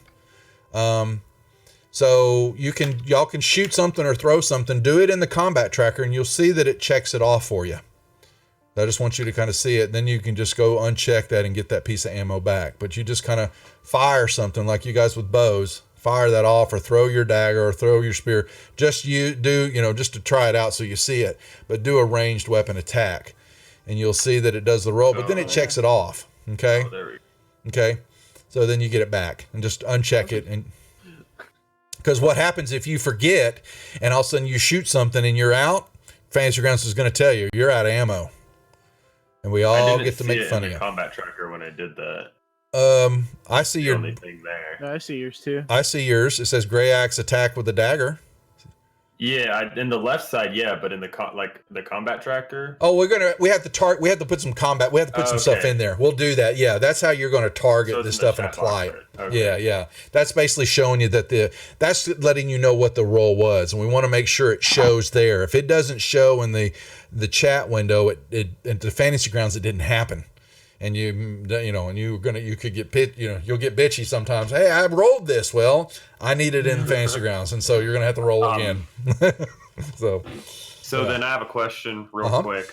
My longsword is versatile, so I can do one hand, two hand. How do I make it to attack with the two hand? We'll code that. So I will add another line item there that will basically be an extra coding for you to say if you're holding it two handed, and if if you're carrying a shield, which you are. My shield's equipped, I can't, but. Yeah, well, see, what you do is that you have to know that you have to go turn the shield off, though, because if you're swinging two-handed, you can't be carrying the shield. And so I'm going to show you how to go in the AC on the front page of your. Well, I'll show all of you. So if you go back to your main page on your character sheet, you're going to go down to where it says AC, and you're going to see there's a magnifying glass right to the left of that. You will see then. Here's your initiatives. Here's what your speed is, and we modify your armor. If you're carrying a shield, I need to know, and you'll need to, because we need to modify that briefly for a moment. And what you really do is you go over to your inventory tab, and you click on the shield has turn that to carried but not equipped, and Fantasy Grounds will turn that to off, so that you can then double hit on your sword. Does that make sense? So I'll change my shield to carried. Yeah. Instead of equipped, and then go back. To and you'll go look at your armor class. You'll see that it took the two off. Okay. Yeah. That's how you turn the shield on and off. Okay. But I will definitely. But for the longsword, if you're going to be swinging double-handed, I need to know, and I'll code that for you. There's some stuff that Fantasy Grounds. Yeah. So that's fine. You will. So that's really. If everybody's got their equipment. Got one more question. You shoot. Dragonborn race. I want to do the red dragon background for Ancestry. I don't see my breath weapon. So you got to go back to go to your abilities tab. Yep. Yeah. So I need to know. So what I'm going to do, you chose red. So if you will put in parentheses next to each one of those traits, I need to code the breath weapon for you, which I think is fire. Okay. It's a 15-foot it's a cone. fire Cone. Same Yep. thing with your resistance. I'm going to give you an effect action on your actions tab. You guys are going to have some effects that you're going to drag over that are like Dragonborn. You're always resistant to fire damage. Well, that needs to be turned on all the time. I'm going to make an effect that I'm going to show you how to put it on your character, and it'll stay on. And if it needs to be removed, it can be. But there are certain things that we have to. Fantasy Grounds only go so far. The rest of it we help it along the way. But I will go back through and add that all in for y'all. So let's see, what else do we need to talk about? So everybody's got. There are those who have spells. I guess we need to talk about those next. So, or did you get him? So Tabaxi, I'm looking. So Abdul, I think you're just a pounder in the ground, and there's not much. You're going to get your rage. So I'm going. Yeah. So rage, I will code that for you. It'll be under your actions tab, and I will show you. I'll add this all in for you because you get 3 rages. I think 2 or 3 rages to start off with, and I will code that for you and show you how to track that. And then. Stone's endurance. Okay, you get that. You get to take damage. You can reaction to reroll. Oh, I like that. Okay, so that's an effect too. Yeah. I didn't remember that. I've only had 1 Goliath before. Okay, so Lionel, I think. Let me look at you. I think. Yeah, I get some. Okay, so you do have spell casting, so you'll need to open that up and drag those spells to the actions tab. Cleric, you definitely get some. So, you get spells. So if you will open up your class box and you're going to scroll down, you are going to be getting Divine Domain. So you had a domain to choose. So which one was that one? Okay. War. All right. So the war. All right, I'll check that. But you can open up the spell casting box, and it was going to show you at first level, you're going to get 3 cantrips from the cleric spell list. So you need to open up the spell list, and you're going to pull your cantrips down to spells. Pull 3 down that you want to choose. Where do I find the spells list? Okay, so if you open up you pull up cleric, then you scroll down to your features, and there's a thing that says spell casting. Click on that shield. The very first thing you're going to see is another tap down that says cleric spells. There's a shield there. Okay. Or you can go to the spell list. You just open up your player's handbook, go to clerics, go to spells, and choose the cleric. There's multiple ways to get to it. So, but right. According to this, you get 3 cantrips to start off with. What I'm saying is I don't know where to record my spells at. I'm sorry. So go to your actions tab. Yeah. Down under spells, the spell slot, drag them down to that bottom of the page down there, and it will autofill them in for you. Don't have one of those, do I? Say that again. I don't have one of those, do I? Have what? A spells tab. Yeah. Oh no, under actions tab. No, go to your Oh yeah, I'm in the actions. Go down to the bottom. So, of the actions tab of your character sheet, you see spell slots, right? What have you got your? Oh, there it is. Just appeared. Yeah, I'm clicking on your mode. So we're basically. Oh, I see. Okay, so yeah, just go back to. You should be sitting to standard. Now grab one of your cantrips and just drag it down there to the bottom, anywhere in the blank area of your character sheet, down there under actions. Paladin, okay. I think you get the same. Paladin gets some spells. Not yet. No, not yet. Second level. That's what it is. Okay. I believe it's second level is when I get spell casting. Yeah. Let me see here. All right. So you got your holy symbol at second level. Yeah. All right. Abdul doesn't know what such a thing is. He's simple-minded. Okay, and so and Lionel, you're filling yours in, your powers. Okay, good. Yeah, so powers is going to change. Lionel, I'll let you know that there will be, each of you will see possibly some stuff that says racial abilities. I will change that too. And then there will be stuff that says class abilities. And that will be some effects or things that you get as you level up. And then I will code those basically whether they're daily or rest, similar to what you're doing, Lionel. But I'm going to tweak that a little bit so it lines up, because I'm also going to add in, all of you have torches and rations. You will see there will be a supplies list down there, and there's going to be torches and rations that you will track as you're using them. And as goes by and you've used a torch, you'll check it off from time to time, knowing that you've used some of your stock up.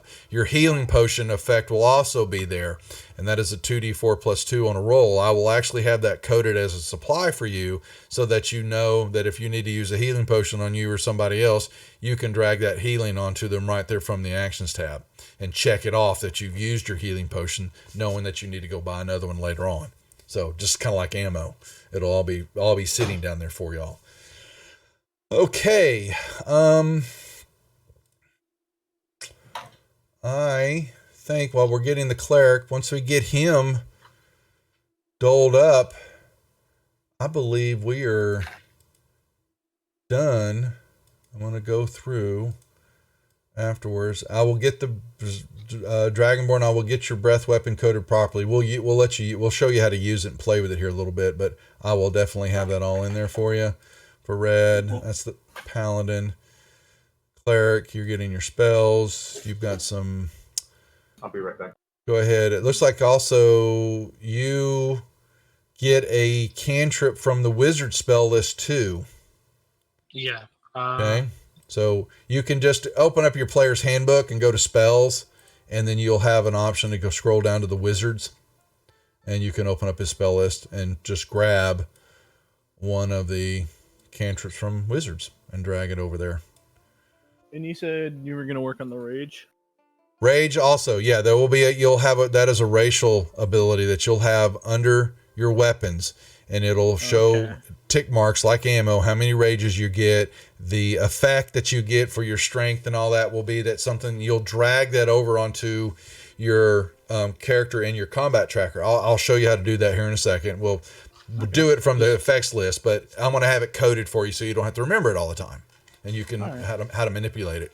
So, yeah, you're fairly easy. It is going to point you in a direction and go say kill. Pretty much. Pretty much. Ranger, the tabaxi, yeah, you've got some movement stuff that you're shooting, and then the cleric is casting, and then the paladin, he's going to learn. He's kind of really just a fighter first level until he gets to second level. Okay. I think that's it for the moment. So what we do is let me just give y'all some temporary portraits just to have. I will redo this. Abdul's a Goliath. Let's see, come here. I've got a Goliath here. Let's see. All right. Lionel's the tabaxi. I'll get yours in, but I have one here. Rarely. Oh, that's a good picture. You can, if you want it, you can use it, or you can use yours. It's either one. Yeah, so that's fine. looks good. He hasn't been. I don't think that one's actually been used yet. So there you go. There's a simple tabaxi he's used, but we will get yours because I love the one you found. Jen, you are a high elf cleric. All right. Mm-hmm. Let's see. If you don't feel my image is appropriate, then pick a new one by all means. I've got a ton. These are temporary till I get to yours. Okay. So, all right. And they're just so because we're going to show how this works on Combat Tracker and on the map. And Paladin, Dragonborn, Red. Where is he? I know I've got one.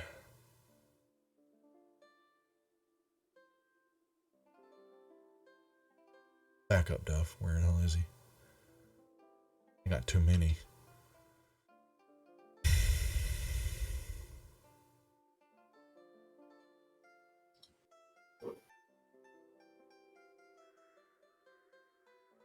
Alrighty. So now on the combat tracker, I'm going to be pulling y'all.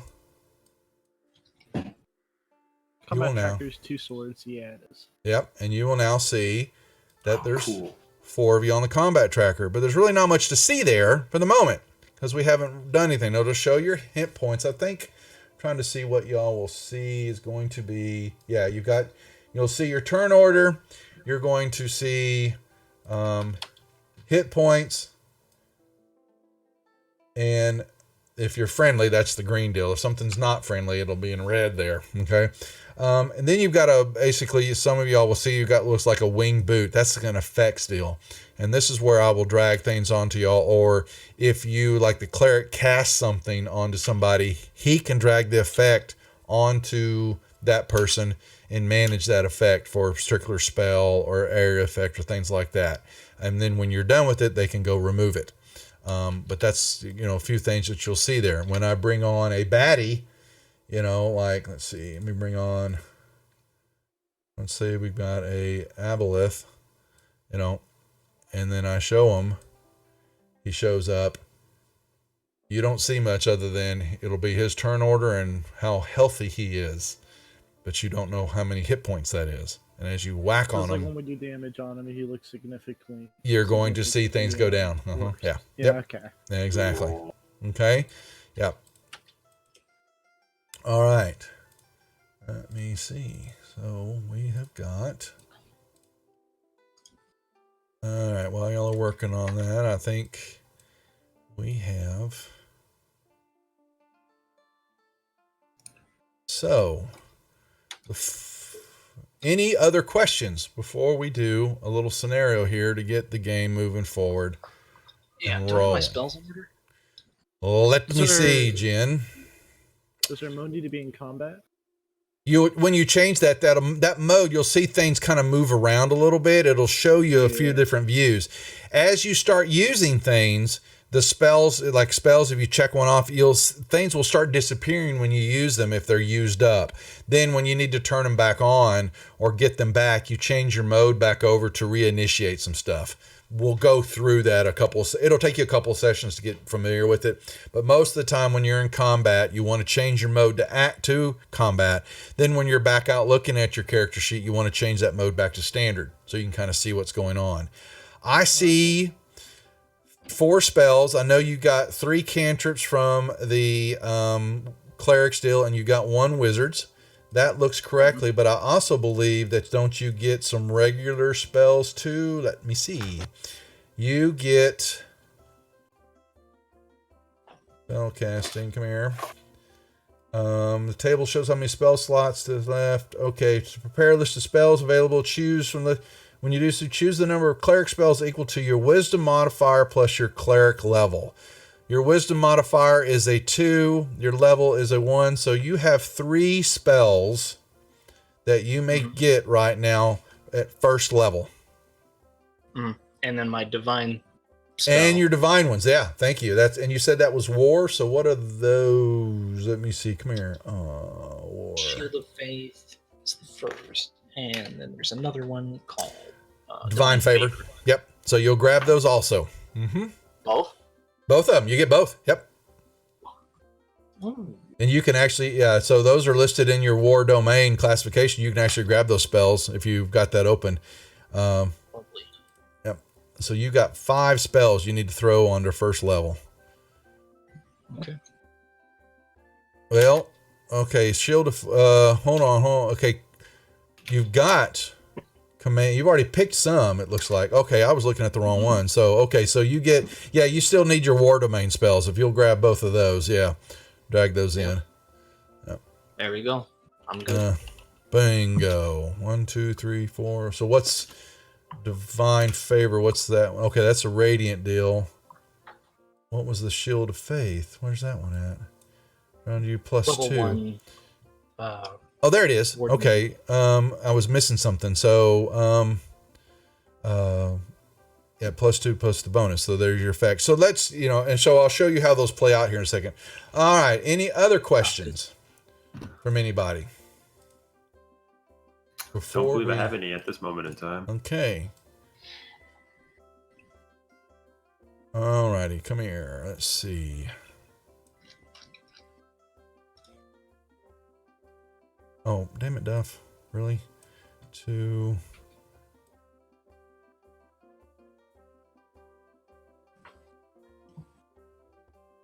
Alright, NPCs, one moment.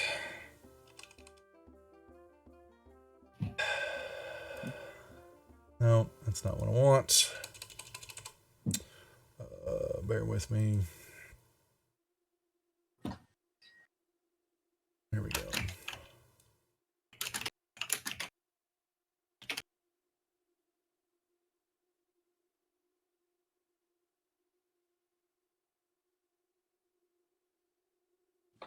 Alrighty. So, what we have before us is that the 4 of you, quite unknown to each other, have felt the calling, the yearning of making your way, making a name for yourself. Something has bitten you hard, the adventuring life, or some reason you have left your home, you have traveled far and wide to stake your claim, to make a name for yourself. And you have all ventured forth and have found yourself traveling through the Swordcoat region and end up in the sprawling metropolis of Waterdeep for some unknown reason or rhyme or reason. But you don't know. But you figured this is as good a place as any to begin, to learn, to find your way onto a group of adventurers to, get out there and learn. But unfortunately, that has not been the case for the group. You have just, what's the word say, unsuccessful in getting hired on. For some rhyme or reason, luck has not been with you. You've been rejected. Go figure. Many times in applications or looking, coming across other groups and frowned upon, and life has gone from, optimism to pessimistic and just despair, and that things have, not gone your way. And as you have traveled, you have definitely found at least a place to stay for the moment, the first few days that you're in Waterdeep.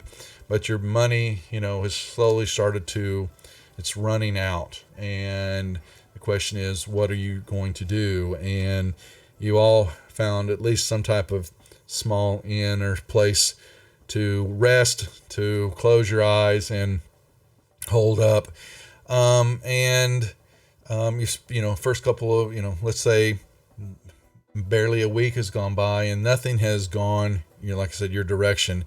You've spent the day in town again looking and asking and, been turned away, and night falls again. But you wake and something has gotten you out of bed. You go outside. It's a dreary night. Clouds above, a storm is brewing. And you make your way through city streets and into a little area. A few shops are closed down, but the stalls are still there. And you find yourself, you will have a map now before you.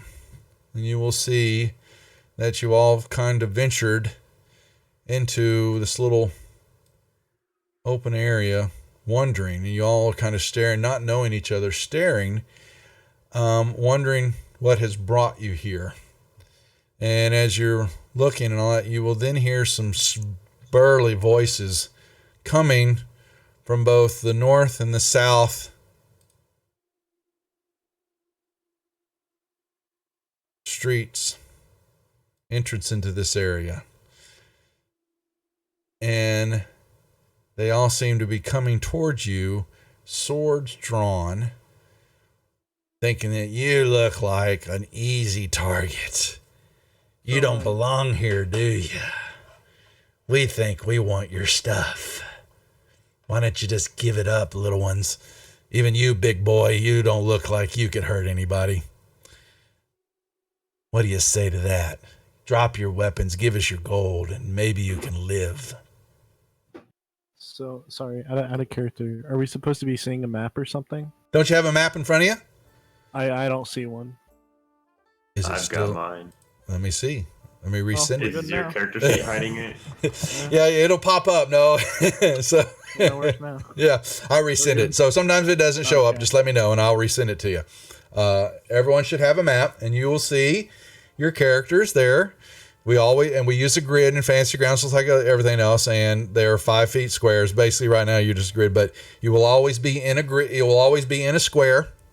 There are sometimes, it might behoove you. I usually will clamp down on it. Even, I've got some of my veteran players that will try to stand in a doorway, but maybe that grid is off a little bit. And I'm like going, nope. And so, but, we'll play it out. Like the Goliath, though, that's a pretty big dude. But you've got some bandits sitting here. Y'all all kind of looking, and they're pointing at all of y'all. And they actually, I apologize. You thought that you only had 6 here. But unfortunately, there are 2 more here. So if you zoom in, like how do you move the map around? Or do you Okay, have to be zoomed so out? that's a good question. So so if you zoom in, you use your mouse wheel, come back out. But if you need to move around the map, because some of these maps will get very big on you, down in the bottom right-hand corner, you've got your little compass, your little guide. Well, put your hand on that symbol, click the left button and hold, then move the hand. You will see the map move around on you now. You drag that hand around anywhere, and the map should move up, down, left, and right for you, depending on which way you want to go. Does that make sense? Yeah. Okay. Yeah. You also can mouse click on a map. If you go to the resize, which is the double squares, there's one that says you might have a small size. That'll make that map small for you, and then grab the bottom right-hand corner and drag it to a size so you can look at it a little bit better.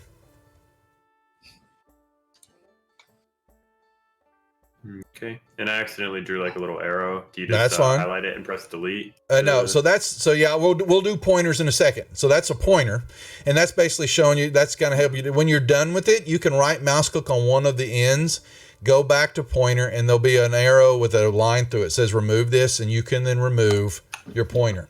You also, this is how you'll measure your spell effects and things like that. You can draw a pointer out. You can do, let's say it's a 30-foot radius of something. I can drag me a 30-foot radius and see basically on where, and I'll show you which one of these 30, because if you'll notice there's 2 30s. Well, which one is correct? I'll show you how to determine it. You then can grab the center of the circle and move it around to try to determine what you're covering, where you want to lay things out, stuff like that. And then when you're done with it, you just remove it. You clean the map up. Okay. Or I can do it. You also can draw. If you right mouse click and go down the bottom when there's one that says drawing, you can select that pen and, if you want to draw something or put something on the map, and it will show up, if you're trying to point something out or draw, Intricate drawing. It's real, isn't it? Hey now, I can get you in trouble. Make fun of the DM. Okay. So anyway, so we've got 8 bandits sitting here that have cornered y'all into this center area and are wanting.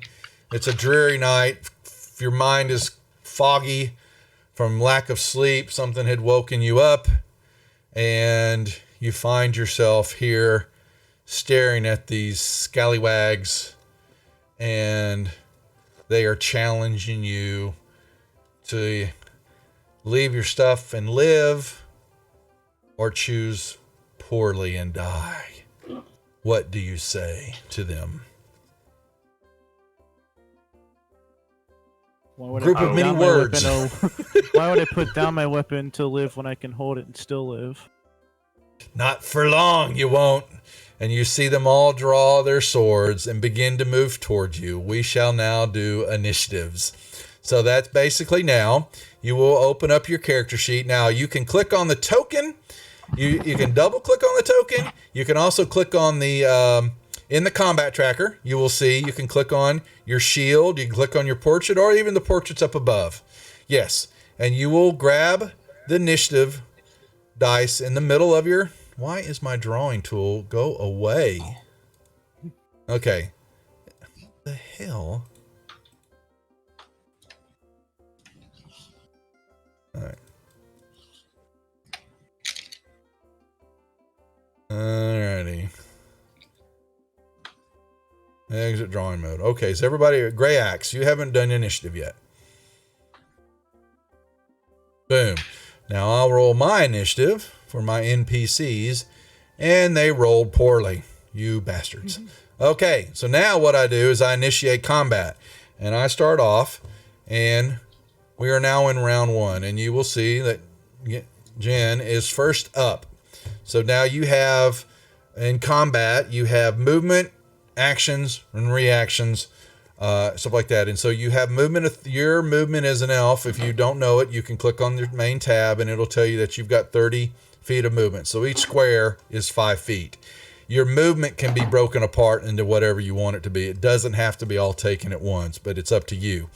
In your actions, basically casting, attack, a reaction, or if you're going to dodge, or if there's all depending on what you want to do. But for the moment, you start off, and you also have free interaction. So I will let you know, drawing a sword is a free interaction. Opening a door is a free interaction. You only get 1 per turn, but you still get it. If you want to, let's say you're holding your sword and you decide, well, I want to shoot my bow. Well, you get a free interaction. You can change out weapons, but if you're in combat, you have to drop the weapon basically to use to switch to the other one, and then you have to remember to go pick that weapon back up. Okay, or you've left it. So, but the point is that you are first to act. Right. What shall you do? Well, being the well-learned elf that I am, I know that there are strength in numbers, and that I am currently at a big disadvantage. So I am going to back up. Okay, so let me make sure tokens are locked. Okay, tokens are locked now. So now when you grab your token, you may move it 30 feet if you're going to backtrack. And you will see when you grab your token, you will start counting the distance on the grid for your movement, and you may move 6 squares. Where are you moving to? Now, you have a platform behind you that is 5 feet up in the air. So there's a stair there. So if you decide to move up on the platform, you have to take into effect that you also got 5 feet of movement going up. So the choice is yours. Are you going to run away with your tail between your legs, or are you going to attack? Pointed little boy. Yes, and I will call you out in the stream. That's my job. Okay, so you did. So there's your movement. I then approve the movement. You tell me that's my movement. That's what I want. I will then go, okay, and you get moved. Okay. Now, if there's nothing else you want to do, unless if you have a ranged weapon, you can shoot. Do you have ready for attack in 5e? Is that a thing? So you can choose. So there's different ways. So if you can say, I'm going to hold my action until I'm attacked, or certain action, you have to let me know, I want to hold something until this happens. And that's most of the time it's during, what's up, Wolves Dad? Good to see you. Most of the time it's taken around, but I will hold over, let's say, sometimes I may have some goblins, or, there's a monster that's hiding somewhere. I'm holding its action until you come into view. That may take a round or 2, but I know he's holding it, and you don't know he's there. So as soon as you come around the corner, I'm going to pop you in the face. Okay? In this instance, you can either say, I want to hold until someone comes within this range of me, or this happens, or pass the rest of your action. That is up to you. I'll hold an attack with my mace until somebody comes within range. That's perfectly acceptable. So you were in a crouch position, basically a ready position, and got that axe flipping in your hand, ready to bash someone in the face. Okay. When you are done with your turn, You then down at the bottom of the combat tracker, there's a little down arrow that says next actor. You click that button. Passes the turn. Cool. It is now Gray Axe's turn. Gray Axe, you see both north and south. You have no way to go because the road is blocked off behind you. And you see an elf come out of the darkness some degree. Because I believe does the Dragonborn? Oh, the Dragonborn is very dim. There's very little light here. In this instance, I'm not going to attack you because you're in the darkness. If you were in the darkness, you'd be swinging at disadvantage because you can't see in the dark. But right now we've got moonlight, maybe a little torchlight. It's, you see a elf all of a sudden come running, turn his back to you, crouched in a ready position with his mace. And you hear these voices, and you can smell them too. They haven't bathed in quite a while. It's not pleasant to the nostrils. Well, no, to you maybe it is. I don't know, but what do you want to do? What do you see over there? I hear voices and threats. Street thugs, I think. They're trying to take my what little coin I have, and anything that of value, I suppose. I will run up to the elf side. That's my move. Nicely done. And I will ready my shield for an attack, like just kind of have it up and hold my longsword ready to swing on anybody within range. Okay, so you got your shield. Yeah, 18, you're good. So it's okay. You were doing the same thing, ready to go. All right, when you were done, you may pass your turn then. All right, Abdul. So, I'm going to take out one of my javelins. Okay. And the bandit on the far right closest to me, okay, I'm going to attempt to throw it at him. Okay, so first we want to know, you have to remember, so if you look at your javelin's going to have a description. It's going to show you what the range needs to be. Yeah, 30 or 120. Yeah, so you're close enough, but here's how you can figure this out in Fantasy Grounds. The Bandit 6 is identified for you. That's the one that you're wanting to target. So if you will hold your control key down and click on either his token or him in the combat tracker, you will see under you've got him targeted now. Yeah, 20. Okay, then it will show you the distance. If you now put your cursor, you are in range. That's how you know your distance from somebody. It also, Fantasy Grounds knows that you're targeting him. So all you have to do with the javelin throw is just double click the dice, the first dice, the attack. You don't have to do it on anybody. It already knows you're targeting him. So it's going to apply. It's going to tell you what's going to happen here. So basically you do the javelin throw. So you double click that. There you go. Boom. Fantasy Grounds just told you hit him. Oh, okay. Now you give him the damage. Same thing. It'll auto apply it for you. And it thuds into him. And he almost staggers. He staggers back. He holds his ground. You're going to pay for that. Let's see that. Yeah, so turn order is the... Now, are you done? Are you going to move or are you going to stay there and wait? Do I have movement after... Yes, you have movement before or after. It's either or. Or you can do a movement, half movement, attack, finish up the rest of your movement. Movement is allowed to be broken up in any way that you want it to be. I'm going to move right there. Okay. All right. And you move into a square. So make sure that you pick a square. So you may have to zoom in a little bit to see, but I'll let you know. Oh, yeah. Okay. That's okay. You'll get it. A couple of times I will chastise you for not being the square, but then you'll learn. Then when you're done, now you've done your attack, you've done your movement, boom. If you don't have any bonus actions, boom, you pass it on. All right. Lionel, you have been curled up, or basically you're not curled up, but in the corner there, unseen by the rest of the group. And you see all this taking place. Meow. Yes, I see bandit number 6 take some damage. You heard it. Yep. I'm going to knock an arrow and let fly at number 6. Okay, he's got him targeted. He shoots, thump. Abdul, you see, and this, yeah. So would you like to tell us what happens? Yes, Lionel? the arrow flies true as his name, Straight Arrow, Lionel Straight Arrow, and it goes in one side of his neck and out the other.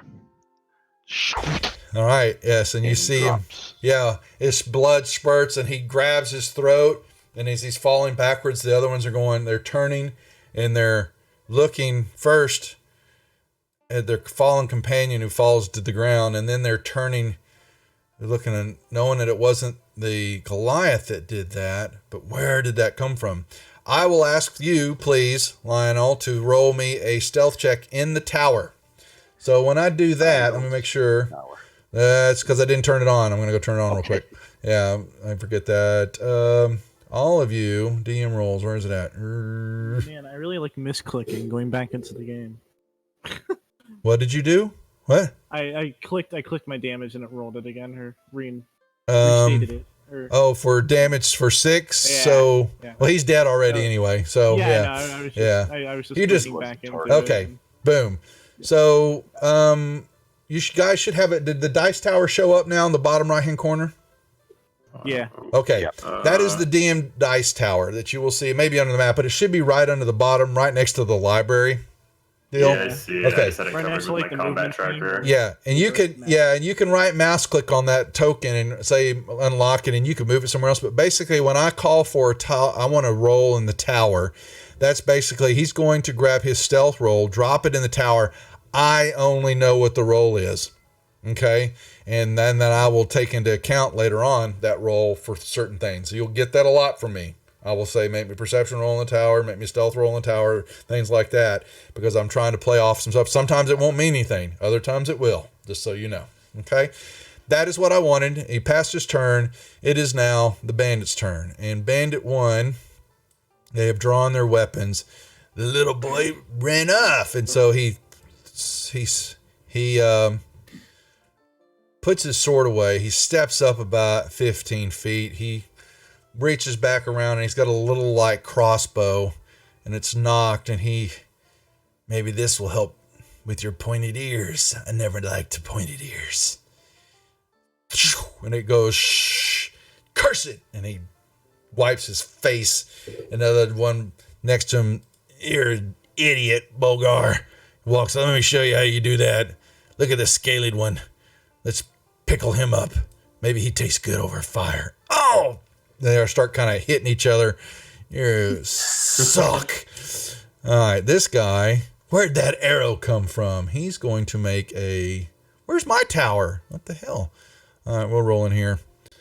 I didn't see. He's kind of wandering around and he's moving over here, but he's got his sword drawn, but he doesn't see you, Lionel, but he's looking. And it's kind of his eye, and like I said, there's a little drizzle, a little rain kind of happening in the area, and so like I said, he's not very clean. Oh, get back there, I gotta move you. This guy is going to move up, and he's not really sure that he wants to. All right, Boone, good to see you, man. We'll be back tomorrow night. We're going to stream on Lost Minds group on the Wizards channel. So after your stream, if you're running a game, whatever, come over and harass us there. And a bunch of other group of newbies are going to be playing. All right, so he loads. He's got his crossbow. He lowers it down, and he can't hit the broadside of a barn either. And this guy is feeling you just killed his brother, and he's kind of mad. Yeah, and he draws his sword, and he's not really smart to run up on a Goliath, but you know what?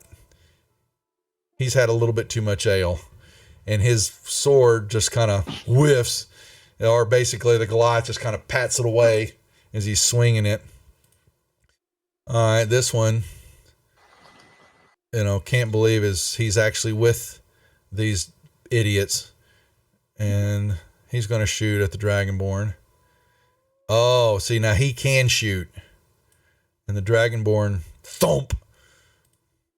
An arrow, crossbow bolt flies true. 2, 3, 4, 5, 6, 7. He moves around to see what's going on. Oh, And yeah. boom! Thank you for the resub, man. We do appreciate it. I will come return to love. He's going to shoot his crossbow, and he gets the elf. Oh, This is going to hurt. Oh, man, it stuck. stung a Foam. little bit. It did. All right, yes, it did. All right, Jen, you're back up. What do you do? Little boy, Oh. you should go back to your mama.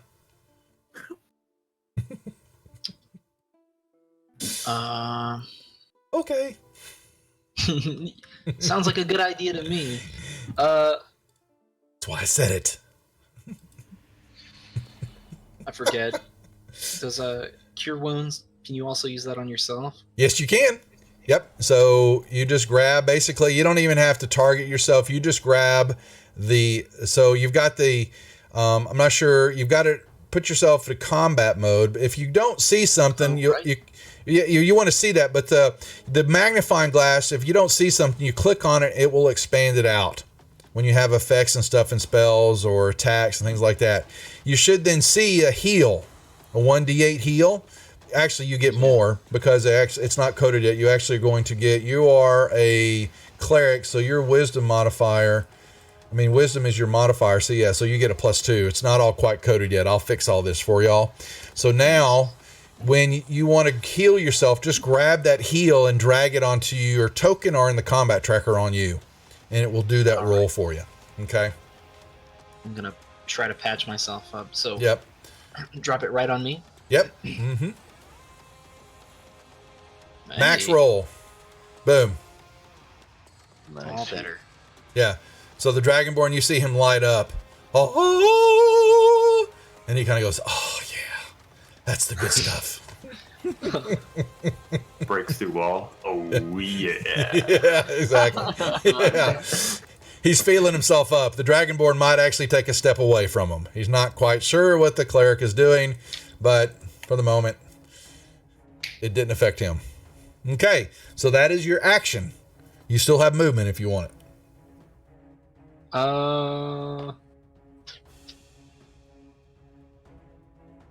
That's a tough one. Now, you also, because that's a first level spell, spells don't check off like ammo. You need to go up to the spell slot and check off one of your first level spell slots. Okay. Okay? Just click on one of them. Yep, there you go. Yep. Now, what are you going to do? Speak to the Dragonborn for a minute, if I can.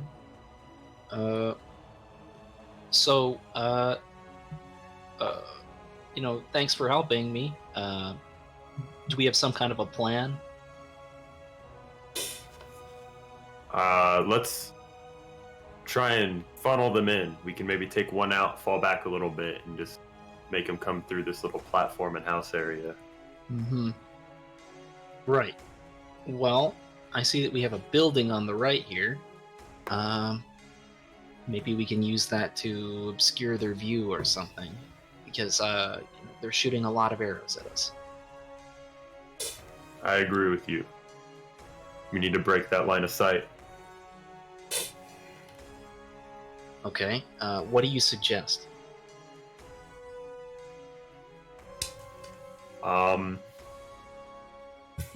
If you want, you head towards the building. I'll go deal with this first one, and then we can try and wait for him to come around the corner. I like that idea. So I suppose I will move there. Okay. Done. Oops, I don't have token. I didn't turn all my stats. Damn it, Duffy. What the hell are you doing? I didn't set any of these. You dork.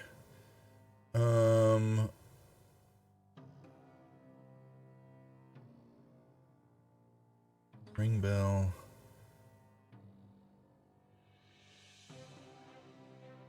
Facing indicator. There we go.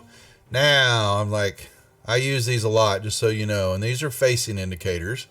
And these will tell you where things are looking. Okay. And how I consider. How do you, What now? How do you move them? I move them. They're for me. Oh, okay. So if there's something wrong, yeah, you just let me know, kind of. No, I'm kind of looking this direction, but it'll matter here in a little bit. And I'll show you basically when you get something of a advantage on a flank attack. It matters, and because you could gang up on somebody, and one of you come up. You're facing somebody or attack. Well, the next one you may come up behind him, and you'll want to know who he's looking at, and you'll ask me, and I'll let you know too. So, I think that maximum number of attuned items, standard slots. That's standard. Okay, good. Anything else, Jen? I'll stay put. Okay. That'll be that. And Pass. end my combat. Gray Axe. I am going to move to this tile, Okay.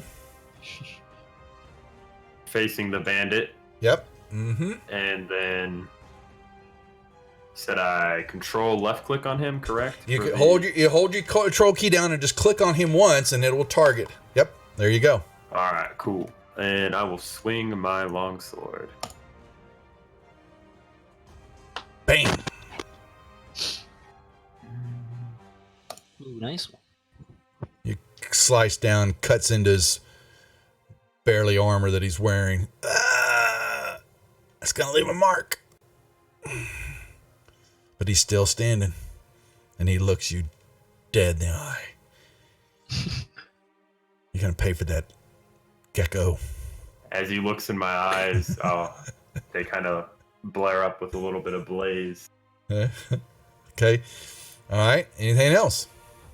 That'll be all. Abdul, you have a gnat So running around you. I am going to take out my great axe Okay.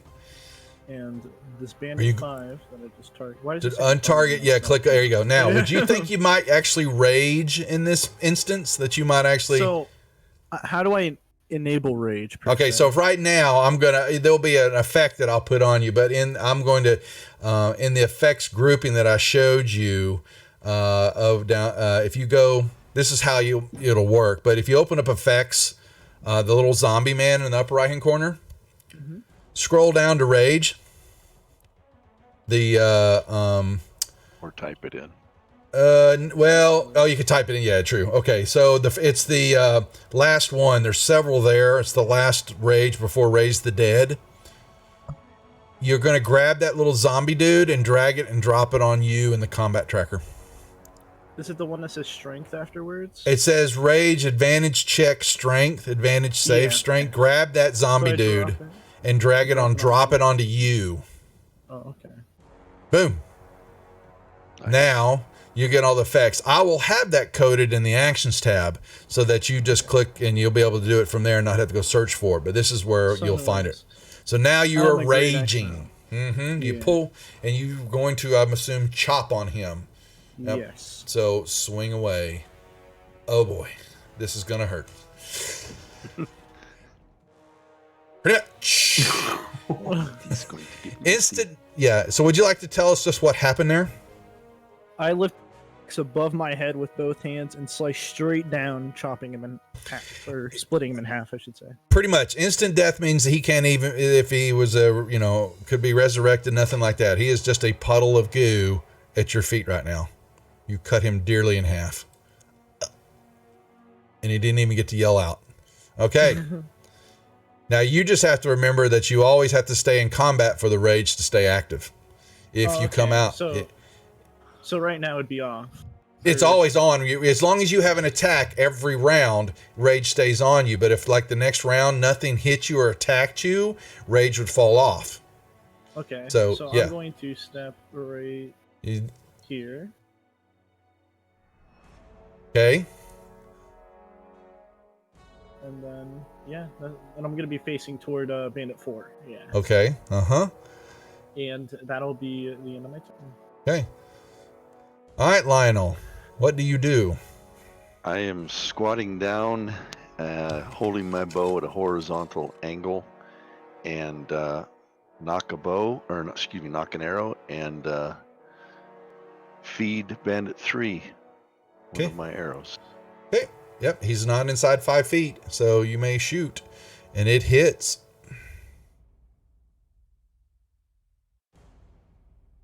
Let us know. Right in the chest, right through the heart. Thump. Instant. Yep. He falls. He just basically just, like you see in the movies, he's a plank and he just falls straight back. Thump. Hitting the ground. Anything else? I am going to look at Bandit 4, but I'm not going to move. Still stay crouched. Mm-hmm. All right, here they come. 1, 2, 3, 4. He comes around, wants to hide from us, and he drops his crossbow. He grabs his scimitar, and he swings. Oh, no! So this is where we normally have. Where's my? I haven't not programmed it yet. I don't have my Batman. Oh no! I need my Batman. There's Batman. Yes. There we go. When you get a critical, you get a Batman, or when you get a 1, you'll get a derp. Oh, I hit the wrong button there. Oops, go away. Oh, quit. Fire. Okay, so this is going to hurt, unfortunately. Gray Axe. Yeah. Yeah, well, actually, not. It left some damage, but you're still standing as he's pissed. He didn't sharpen that sword well enough.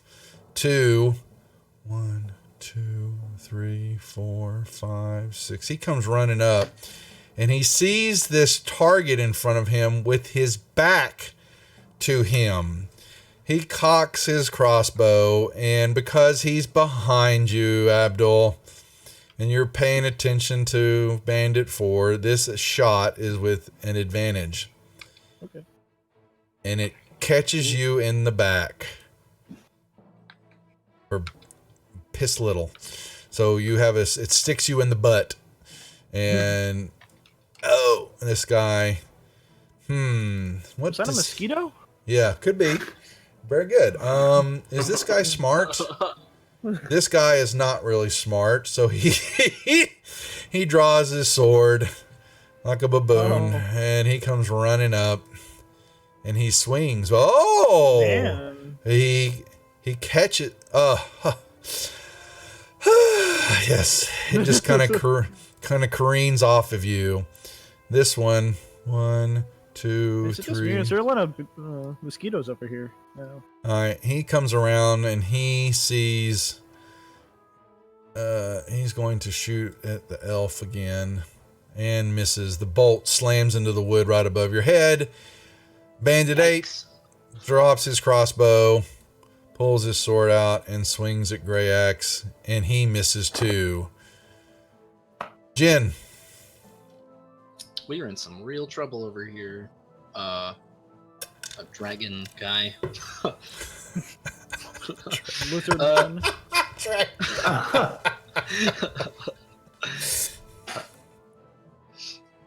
All right.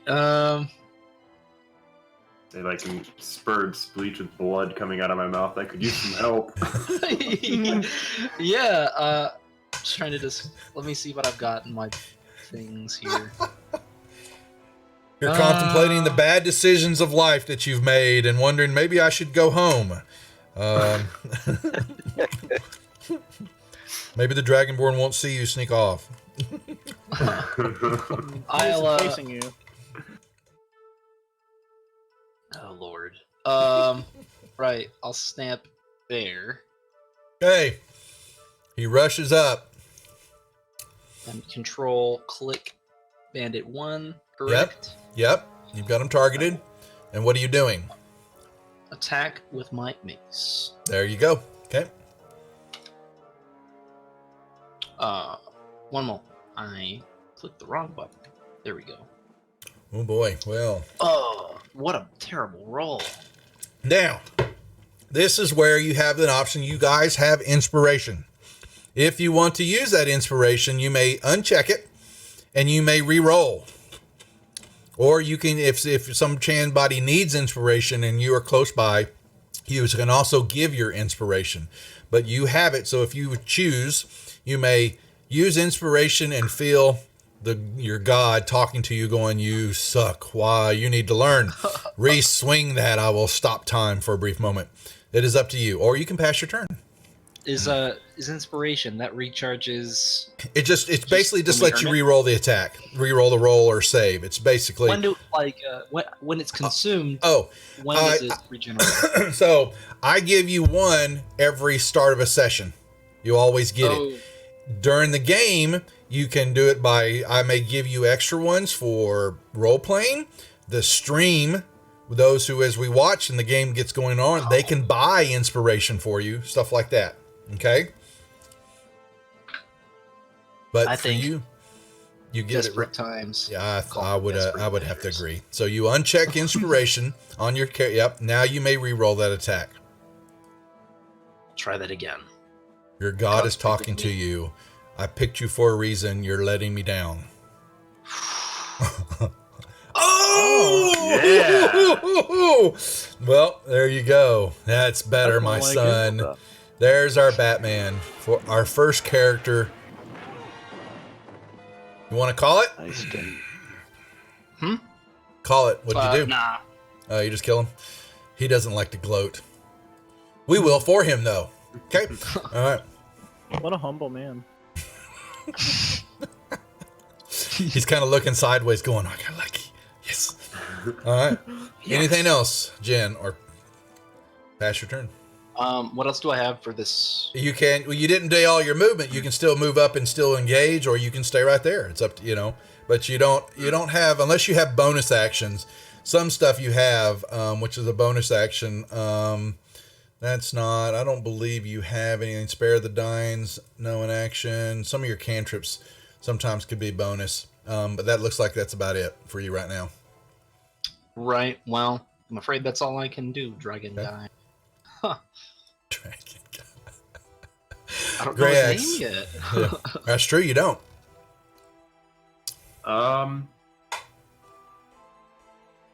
I'm going to. So I have. How would I do my dragon breath if I don't have it yet? We're gonna play it out. So basically, Okay. you're gonna open up your mouth, and your breath weapon is fire. And so I believe, let me. 15-foot cone. So basically, well, your position right now, you can draw a cone if you want to know. That's basically, and you could. So this is a 15. No, that's a 20. So in this instance, you're only going to be able to get one. Could I look? I can't So- angle it enough to where I could get both of them. Like look a Yeah, little you more can see left. how doing it. See, it has to be in the. They have to see the color in the deal will tell you who's I getting see. targeted. Yeah, see, so Okay. unfortunately you're only going to be able to get one of them. All right, I'll just do my normal attack then. Yeah. Your position's off a little. Yeah. Now you actually couldn't move because you get an op shot. So yeah, it looks like you just got Yeah. yeah. Gotta fight through the pain. Okay, well there's a 16. Anything you want to say to him before he dies? You should have ran while you had the chance. You're right. Okay. Oh man. Anything else? Or pass your turn? I will move. Can I move along that building without getting into that other? Yeah, as long as you don't threatened move within square? 5. Well, if you move into 5 feet with them, you stay in 5 feet. But I don't have a problem with you moving. You're trying to keep your back up against the wall. That's not a problem at all. Yeah, Yeah, that's okay. not. Yeah, yeah. So I will do. I'll come over right there. So Or you keep can my back also. against the walls at the corner of the building. and You then can control as you're doing a movement. You can hold your control key down and move to a certain spot, and then let go. Hold the control key. You can break your movement and actually do a jagged move around like that, just in case. Play around with it Okay. later, but my fantasy grounds will allow you to do that. But you basically slide around and stay outside of his 5 foot radius. That's fine. Yep. And Okay. I turn around and look back at him. Yep. He's kind of watching that, and he turns. Well, actually, it's not his turn yet, so you don't know what he's going to do. All right. Anything else, or pass your turn? That'll be all. So, the rage is coursing through my body because this Uh-huh. guy had the audacity to come up to me with a toothpick and stab me. That's correct. And As long as you stay within combat, every turn it stays active. or you dissipate it. You can say, I'm going to stop raging.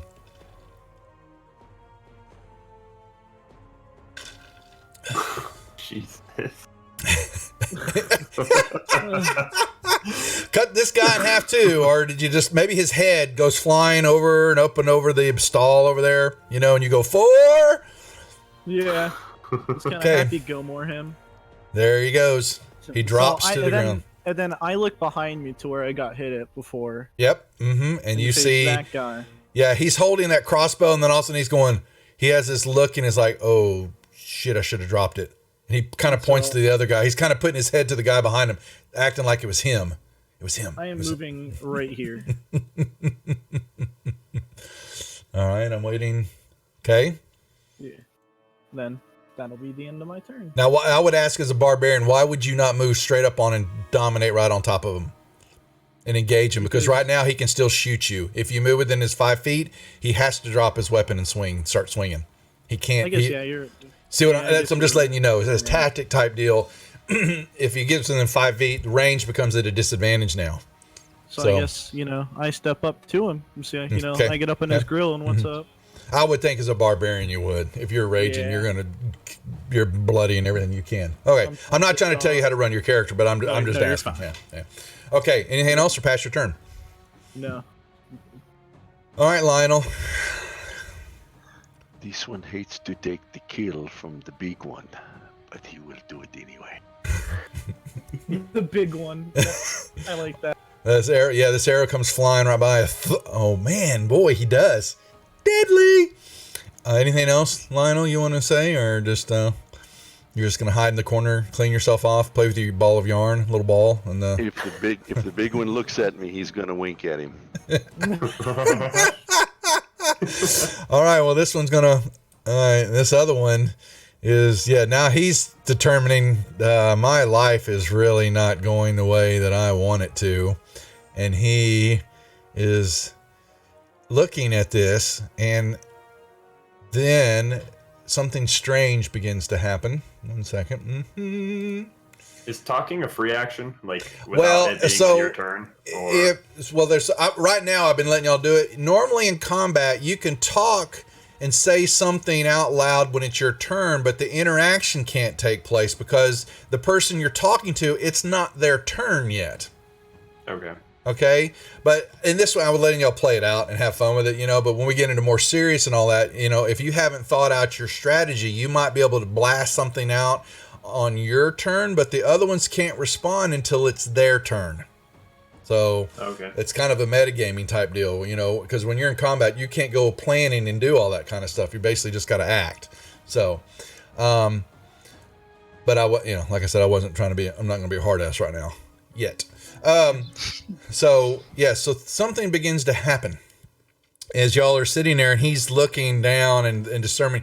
His body begins to flicker and it kind of fades in and out, and all 4 of you begin to see your surroundings begin to move. They kind of gel, they kind of flicker in or out, they're dimming.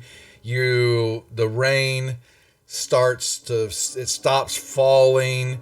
The ground partly looks wet, it doesn't look wet. Your surroundings are drastically changing before you all, and you get your pounding headache, and all of a sudden there'll be a loud pop inside your head, and the 4 of you will wake up, and you're actually all seated at a table in a simple study. It's a business office type deal, books all around shelf. It's very, very clean, not very opulent at all. And you've some screaming headaches. And as you're getting your bearing, trying to figure out what the hell, this is, you were fighting all of a sudden, and now you're sitting here. You will get a man speaks to you, and your vision comes to, and at the head at this table is a kind of a desk. It's got stuff all over it. You see scrolls, you see parchments, letters, you see some half-eaten food. There's a burning lamp there, and you see a man. He's wearing just some regular clothes, has a cape on, a robe, and he's looking at you, and he's watching all of you, and he goes, not bad at all. I apologize for the abruptness of my tactics, but I have had my eye on the four of you for a few days now. My name is Praetor, and if you don't mind, I would have word with you. If you care for food and drink, I can ask my servants to bring you a glass of wine, a cup of fresh water, milk for you, tabaxi if you would care, and some fresh cheeses and fruits. And he snaps his fingers anyway, and you hear some pitter patters from a door behind y'all, and a few minutes pass as you're looking there trying to gain your bearings, not sure what you're making of this, good or bad, and the door opens up, and before a couple of servants do come in, and they put down several trays of drinks and some fresh cheeses and breads and fruits. And y'all haven't had some pretty good meals in a while anyway, so the smell of it alone is refreshing to you. And he says, please, enjoy. The least I could do for putting you through that little test was to feed you, and I will pay you too for your time here if you will let me weave you a tale. If you will let me explain to you why I have abruptly brought you here. And he, like I said, he introduces himself as Praetor, and he goes, I am one of the, enigmas of this great town of Waterdeep. And I am always searching for those who have talent that maybe have been unfulfilled or passed over. And you four have definitely come under my radar.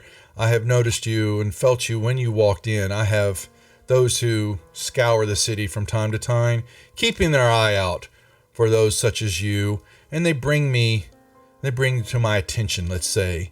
And I use your types, let's say, to handle tasks that sometimes need to be taken care of, shall we say, discreetly, sometimes for my good, sometimes for other people's whims. But in this case, it is a very important task I have before you.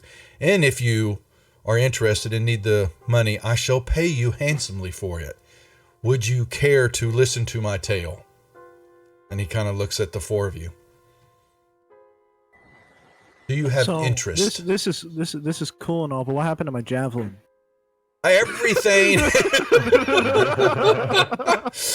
So everything that you own is on you. Your weapons are there. Your javelin. Don't scare me like that. Yeah, no, everything is there. There's no blood on it. There's, you're not wet at all. You're actually fairly clean. You were like when you entered town, or when you went to sleep that night. And he goes, yes, I can see that you were worried. That was a test.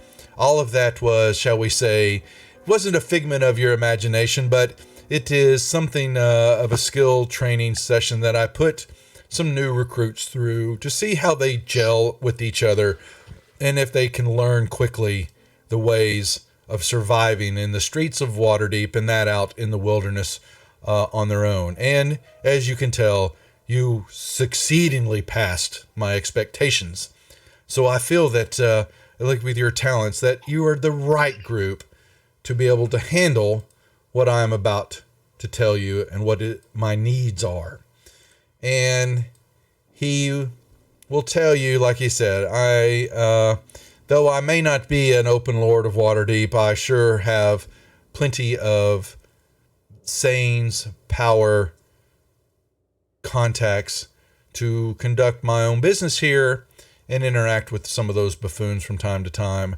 But there has been an issue that has come up and has cost me dearly. 500,000 dragons and praetors. I have my own mint, as you may not or may not know, and my own coinage, and a large portion of them with dragoons were embezzled from a vault of mine by a dastardly ex-open lord of Waterdeep, a Dagalt Neverember. And he has hidden those, and we need that money back. That money is mine, was not his to embezzle. And I need, like I said, a group to handle this discreetly. I may not freely move about in the city, because sometimes there are those who believe they know better than me, and I would not like to tip my hand. So I would like to employ the four of you to find this stash of coins hidden somewhere and bring them back to me. And for that, I shall pay you handsomely. You may remain in my employment, and I will give you more work than you will ever find out on your open. But you must be loyal to me. And this will be your first task, is to search. I have a few clues that I may be able to tell you and have you use. But from there, you shall act on your own. I shall send one of my agents from time to time to check up and get a report. But for the most part, you will be on your own. What say you? Do you have something better to do? Or will this be able to fill your time for the immediate future? Lionel is standing there with his tail twitching violently. Oh! And Yes, he says, Baxi. do you not think it would have been easier to ask instead of put us through this test? The test was for your own benefit. There are men here that are wounded. They're not, actually. They're Hey, not there's a lot of stress relieving in that activity, and I am completely fine with that. My week has been pretty bad, you know. Yeah, actually, there is no wounds. You felt them. There you are. So though you get hit, you're a little sore. It was definitely, it felt real to you. And he will, Praetor will look at each and every one of you. And when he does, the feeling you get is though he sees more than he's admitting. And that major flaw, that deal that haunts you, that is always in the back of your mind, you can tell that he knows it, that he sees it. And his thought process to you is that he may not be saying it, but he knows, and you may find some solace here within my employment. That which haunts you will be abated. That which searches for you cannot find you. But I know, but you can hear this kind of in his head, even though he's not saying it to you physically. He knows what that is, and he feels that you are better off here than out in the open. I would question him on, or I would come out and I would state, as long as there is no wrongdoing to be done to good doers, I am available for this task you have set. In this task, I'm fairly certain that is acceptable. I cannot guarantee it, though. Those whims of others, though sometimes those which are good, as you understand, sometimes Jinmar, sometimes fall to the other side. I need to ask my lord for guidance in this before I make any decision. Ask This away. one takes little stock in wealth or well-mannered peoples. Money and manners won't save you from a hungry bugbear. What would entice you then, great catman? This one is only interested in the hunt. There will be hunt, that for I am certain of. This treasure has been hidden for some time, and there have been many, I will tell you, that are searching for it. That I have no doubt. And go ahead. The thing that the payment can help me with my hunt then. It items certainly could. I will would help outfit you me also in my down job. from time to time, if needed, that we might be able to see that your, shall we say, your weapons may be upgraded. That, you know, you shall not go unneeded and, and empty-handed with this task. This is what this one likes to hear. I will be involved. And what I is your will too. name, good This one's Catman? name is Lionel. Lionel. It's a pleasure to I meet have you. been And called Leo in Leo, the past. we like that. Lionel Straight Arrow. Well, your arrows did fly straight. That is 'tis true. Who else spoke there? Sorry?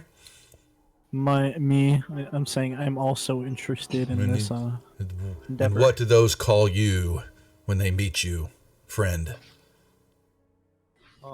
You know, just doing something, I guess. What? What is your name? Oh, I thought you said. Never mind. I thought No. audio bugged. Sorry. My name is Abdel. I audio bugged. My bad. Don't sweat it, man. We just, it's just streaming live. So now, it's in there forever and ever. That's fine. I'm okay with that. Great. Yes, Goliath, you shall live up to your name. Your prowess was very much on display there. I like that. Keep it up. What about the rest of you, Elf and Dragonborn? What say you?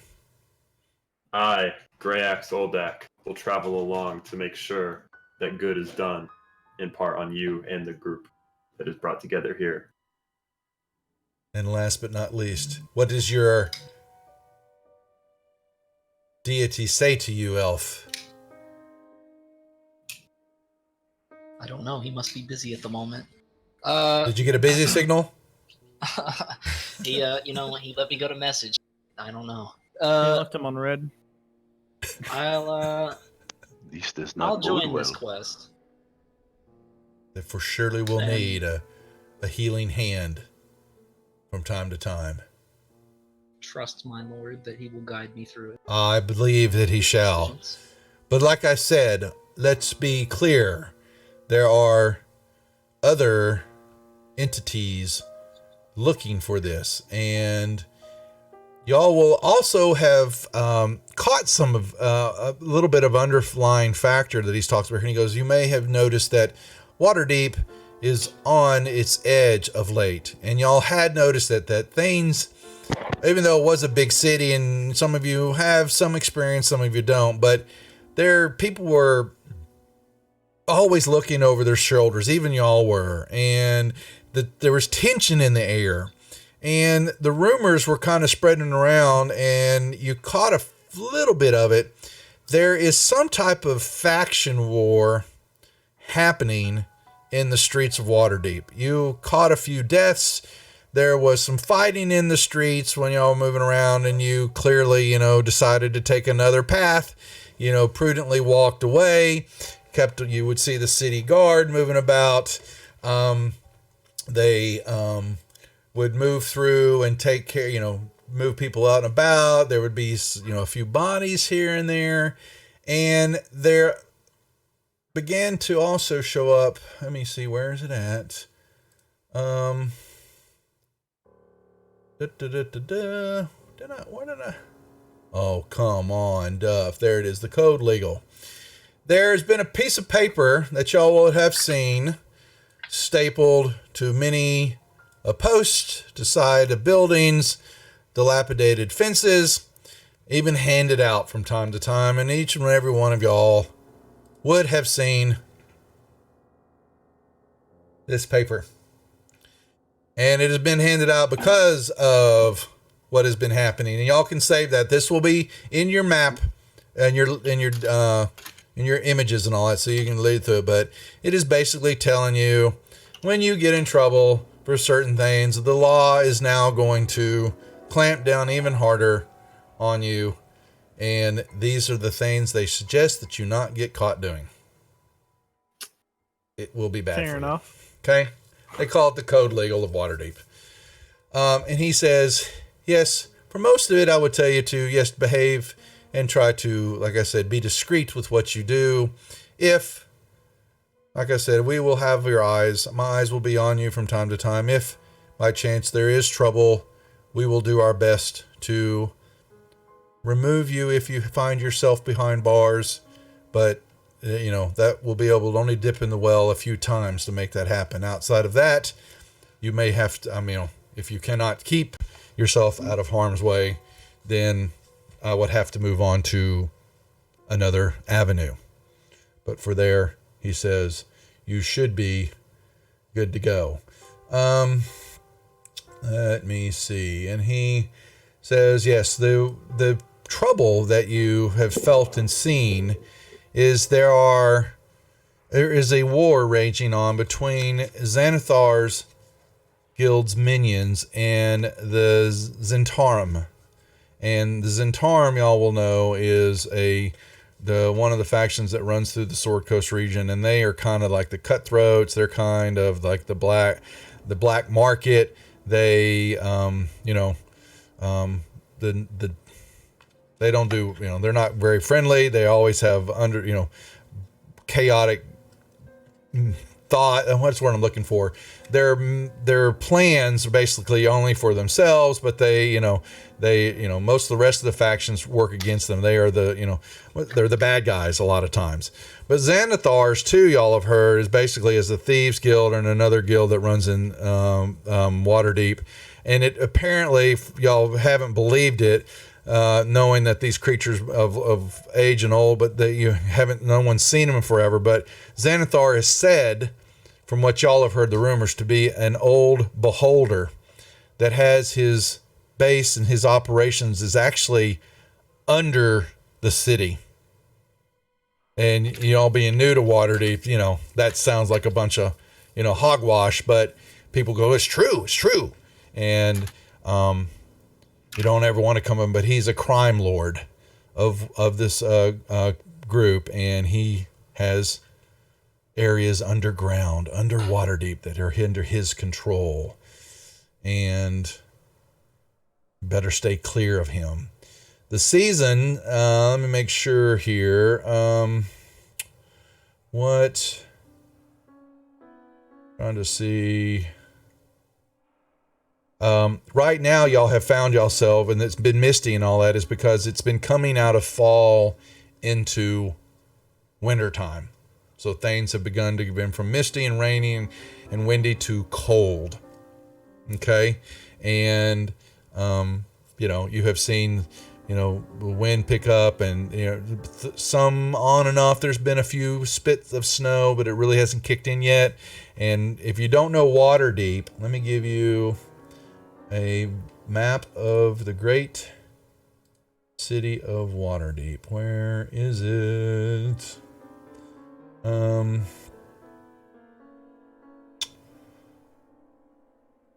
Really?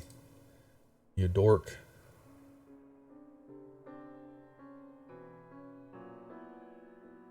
Well, I'll be damned. I had it right here in front of me. Artwork. Waterdeep.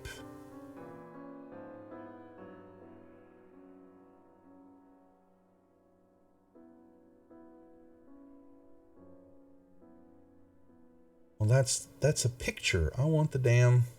Oh God, I just had it in front of me. I'll find it here in a second. But Waterdeep is a big metropolis, and Waterdeep is made of wards. Basically, there's the Castle Ward. There is the City of the Dead, which is basically known. It's a big graveyard. The Field Ward, the Noble Ward, the Dock Ward, because there is off to the south, and the west part of Waterdeep is basically the ocean area, and they have a huge dock area. There's the trade wards, and based on the wards and all that, that certain more types of industries take place there. The dock ward being basically docks and shipyards and things like that. From there, you have made, it's really what you've known. It's a big city. But damn it, I can't believe that why don't I just go search all and put in Waterdeep like an idiot and search for it?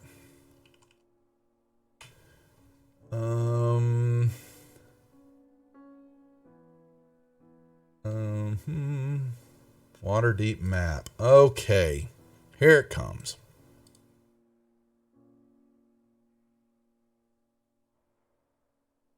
Yep. You will see that y'all don't know exactly where y'all are at right now, but you know you have traveled through a few areas, and you see there is a huge, the southern part of Waterdeep is a huge harbor, and there is plenty of ships coming in and out of the area.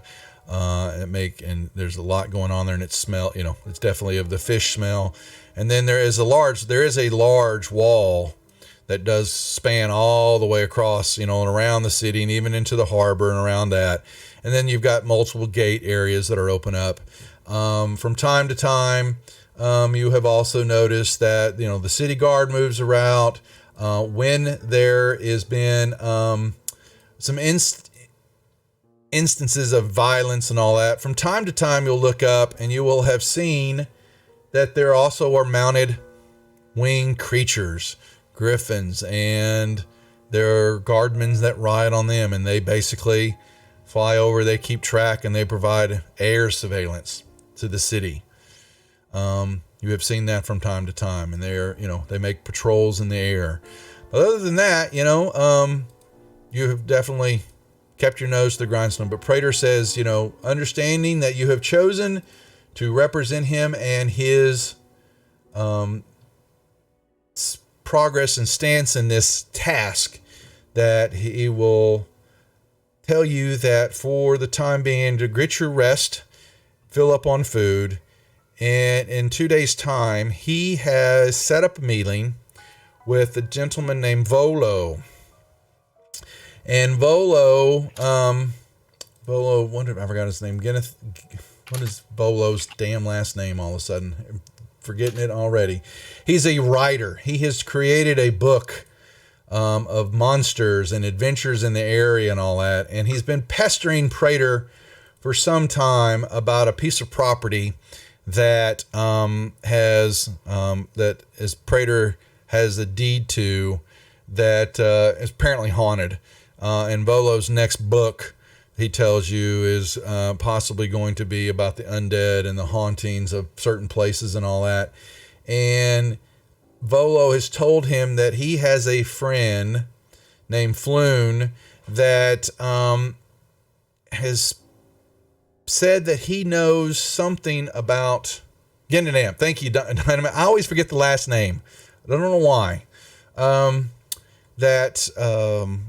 His friend has said something about this treasure, and that he wants to speak with this Floon, and he is going to have the four of you head off to meet Volo. They were going to meet in a tavern called the Yawning Portal that is down in the center of town in 2 days' time, and meet Floon there. And he is going to send the four of you down there to meet, to find out what Floon knows, and or bring the damn fool back here so that he may speak with him directly.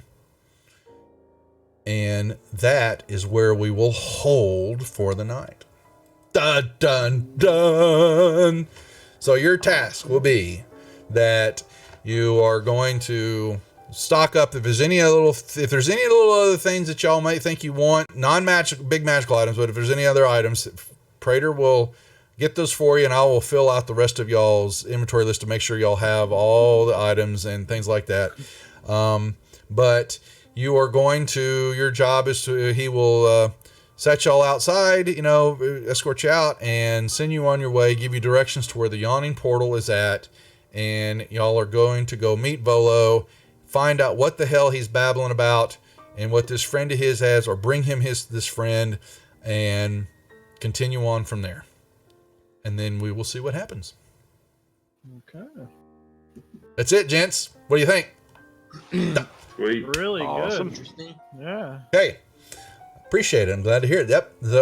So yeah, you got your little session 0 there, basically a little bring y'all together. You understand a little bit of combat there.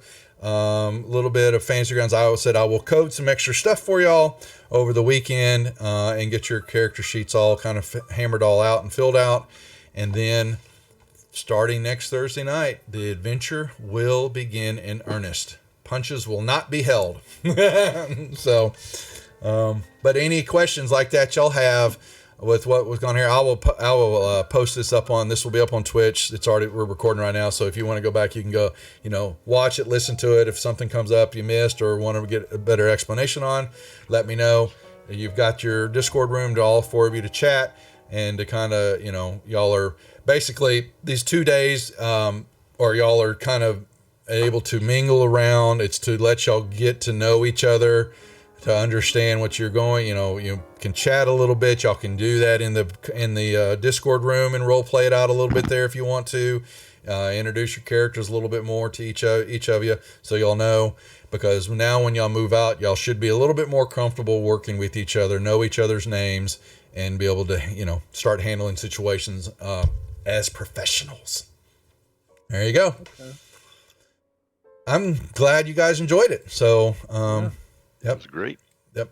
Enjoyed and don't watch people in half. Yep. Don't watch any of the Waterdeep Dragon Heist shows anywhere. I've got a previous show, and the Tuesday group is moving into Mad Mage. And if you guys, want to go on afterwards, we can definitely go from there. There's a lot going on in that module, but this one has got I will let you know that this got a good bit of. There are combat, but there's also a good bit of RP. So you're going to get to wet your chops on both sides of the street, so to speak, with it. Okay. Very good. Sounds good. What's up, Alex? 20 sides. Yes, sir. Sorry. I was going to say the one question I had real quick was you mentioned we could get the Fantasy Grounds on both monitors because I was pretty crowded in combat there. It is. So what you need to do is you take it out of, I basically take it out of full screen mode so that it's a window. How do you do that? And restore window. Yeah. Are you okay? You right click and yeah. So then you can drag it. Just don't drag it to it hits the very top part of your monitor and goes back to full screen. And then grab the bottom right hand corner window and drag it all the way across your monitor to your second monitor. Restore window. Yeah. And it will then. That's how I run it. So that it runs across two monitors that way. And thanks for the follow, Sharkbait and Dynamite. We appreciate it. So yeah, I appreciate the clarity. I need it sometimes. I'm not always. I will tell you that I always with WotC, some of the names they come up with, they purposely leave out vowels. And I'm like going, how the hell do you say that name? And I will butcher it here on the channel. Don't hold it against me because damn it, they are some hard names. Sometimes I'll just make them up and I'm saying I ain't calling him that. So, but the question for you there, that's how you run it, dual monitor if you can, because Fantasy Grounds, most of the time I will tell you, you've got to have the combat tracker up.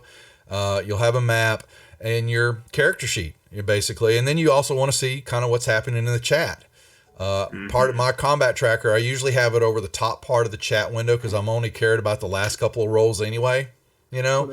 Yeah. But sometimes there will be, I will give you a rundown, or I will have something, a description, and it will be a big description, and you'll have to then move your tracker to read it all, But if you watch my stream, the recap on it, you'll see how I've kind of shown up so that it's, the combat tracker is sitting right over the chat window, and it's actually off here because there we go. So much better there. All right, gentlemen. So I think, like I said, we'll hold there. I appreciate it. I look forward to this group. Sounds like they're going to enjoy it. You guys are going to learn a lot. I know, Loco, you have been around, so you know how this kind of plans out, how I run the games already. Yes, sir. And the new guys, gentlemen, if there's something, I always want to make sure, sometimes if a rule or something comes down, call it, say, hey, hold on a second, I'm not sure I understand, and if you don't think it's fair, let me know, because I don't want you getting upset that something happened down the line. Some of this stuff, I will play it out, I might, not trying to railroad it, but I'm also sitting there saying, here's how I see this happening, or something's going on, and if you were thinking something else was going on, I need to know. And and if it stops us down a little bit, that's fine. But and if it's a rule that we're not able to wrap our head around, sometimes we'll figure it out, or we'll make a house rule right here saying here's how we'll play this out from now on, always, and everybody will know then. Okay.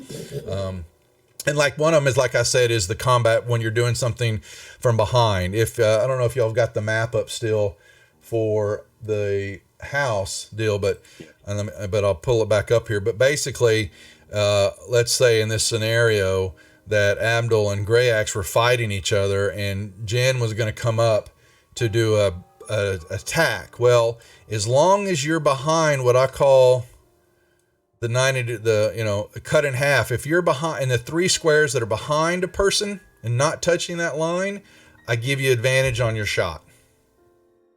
But as soon as you cross the line or touch it, you're basically in regular attack. And that's how I work. Team up on me, huh? You could team, exactly. And they will happen to you, okay? But you also can return the favor, though. I'm just letting you know that's a tactic that you want to be able to play off of, But you have to be behind. There's basically 8 squares that you're playing off of in an attack. The 3 on the top, the 2 on either side, and the 3 behind. You have to be on the 3 behind. Same thing would go if it's a diagonal attack. Okay? Same thing's going to happen here. If they're in this type of formation, then you need to be in one of the 3 squares behind the person. That's how I do it. Okay. So, okay. And I'll remind you a few times, for the first couple of sessions, I'll remind you that you have advantage on this attack if you do this 5-foot pivot. And you go, okay, thanks. But then after a while, I want you to learn it, and then it'll be up to you to remember it. So, but other than that, yeah, a few things. I don't have many, but there's just a couple that, and every DM has them. There's a few rules that I go, well, that makes sense to me. I want to play it this way. So I keep it pretty consistent across my channels. Okay, so we're going to cut it there. I want to thank everybody for watching, those who kind of hung out and watch our character creation. We've got these 4 gentlemen who are ready to adventure into the bowels of Waterdeep and figure out what the hell this man Praetor has gotten them into, which is always the case on this channel. We never know until it's too late. Anyway, we're going to be good. We'll see everybody tomorrow night. We're running a new group of adventurers over on the Wizards of the Couch channel.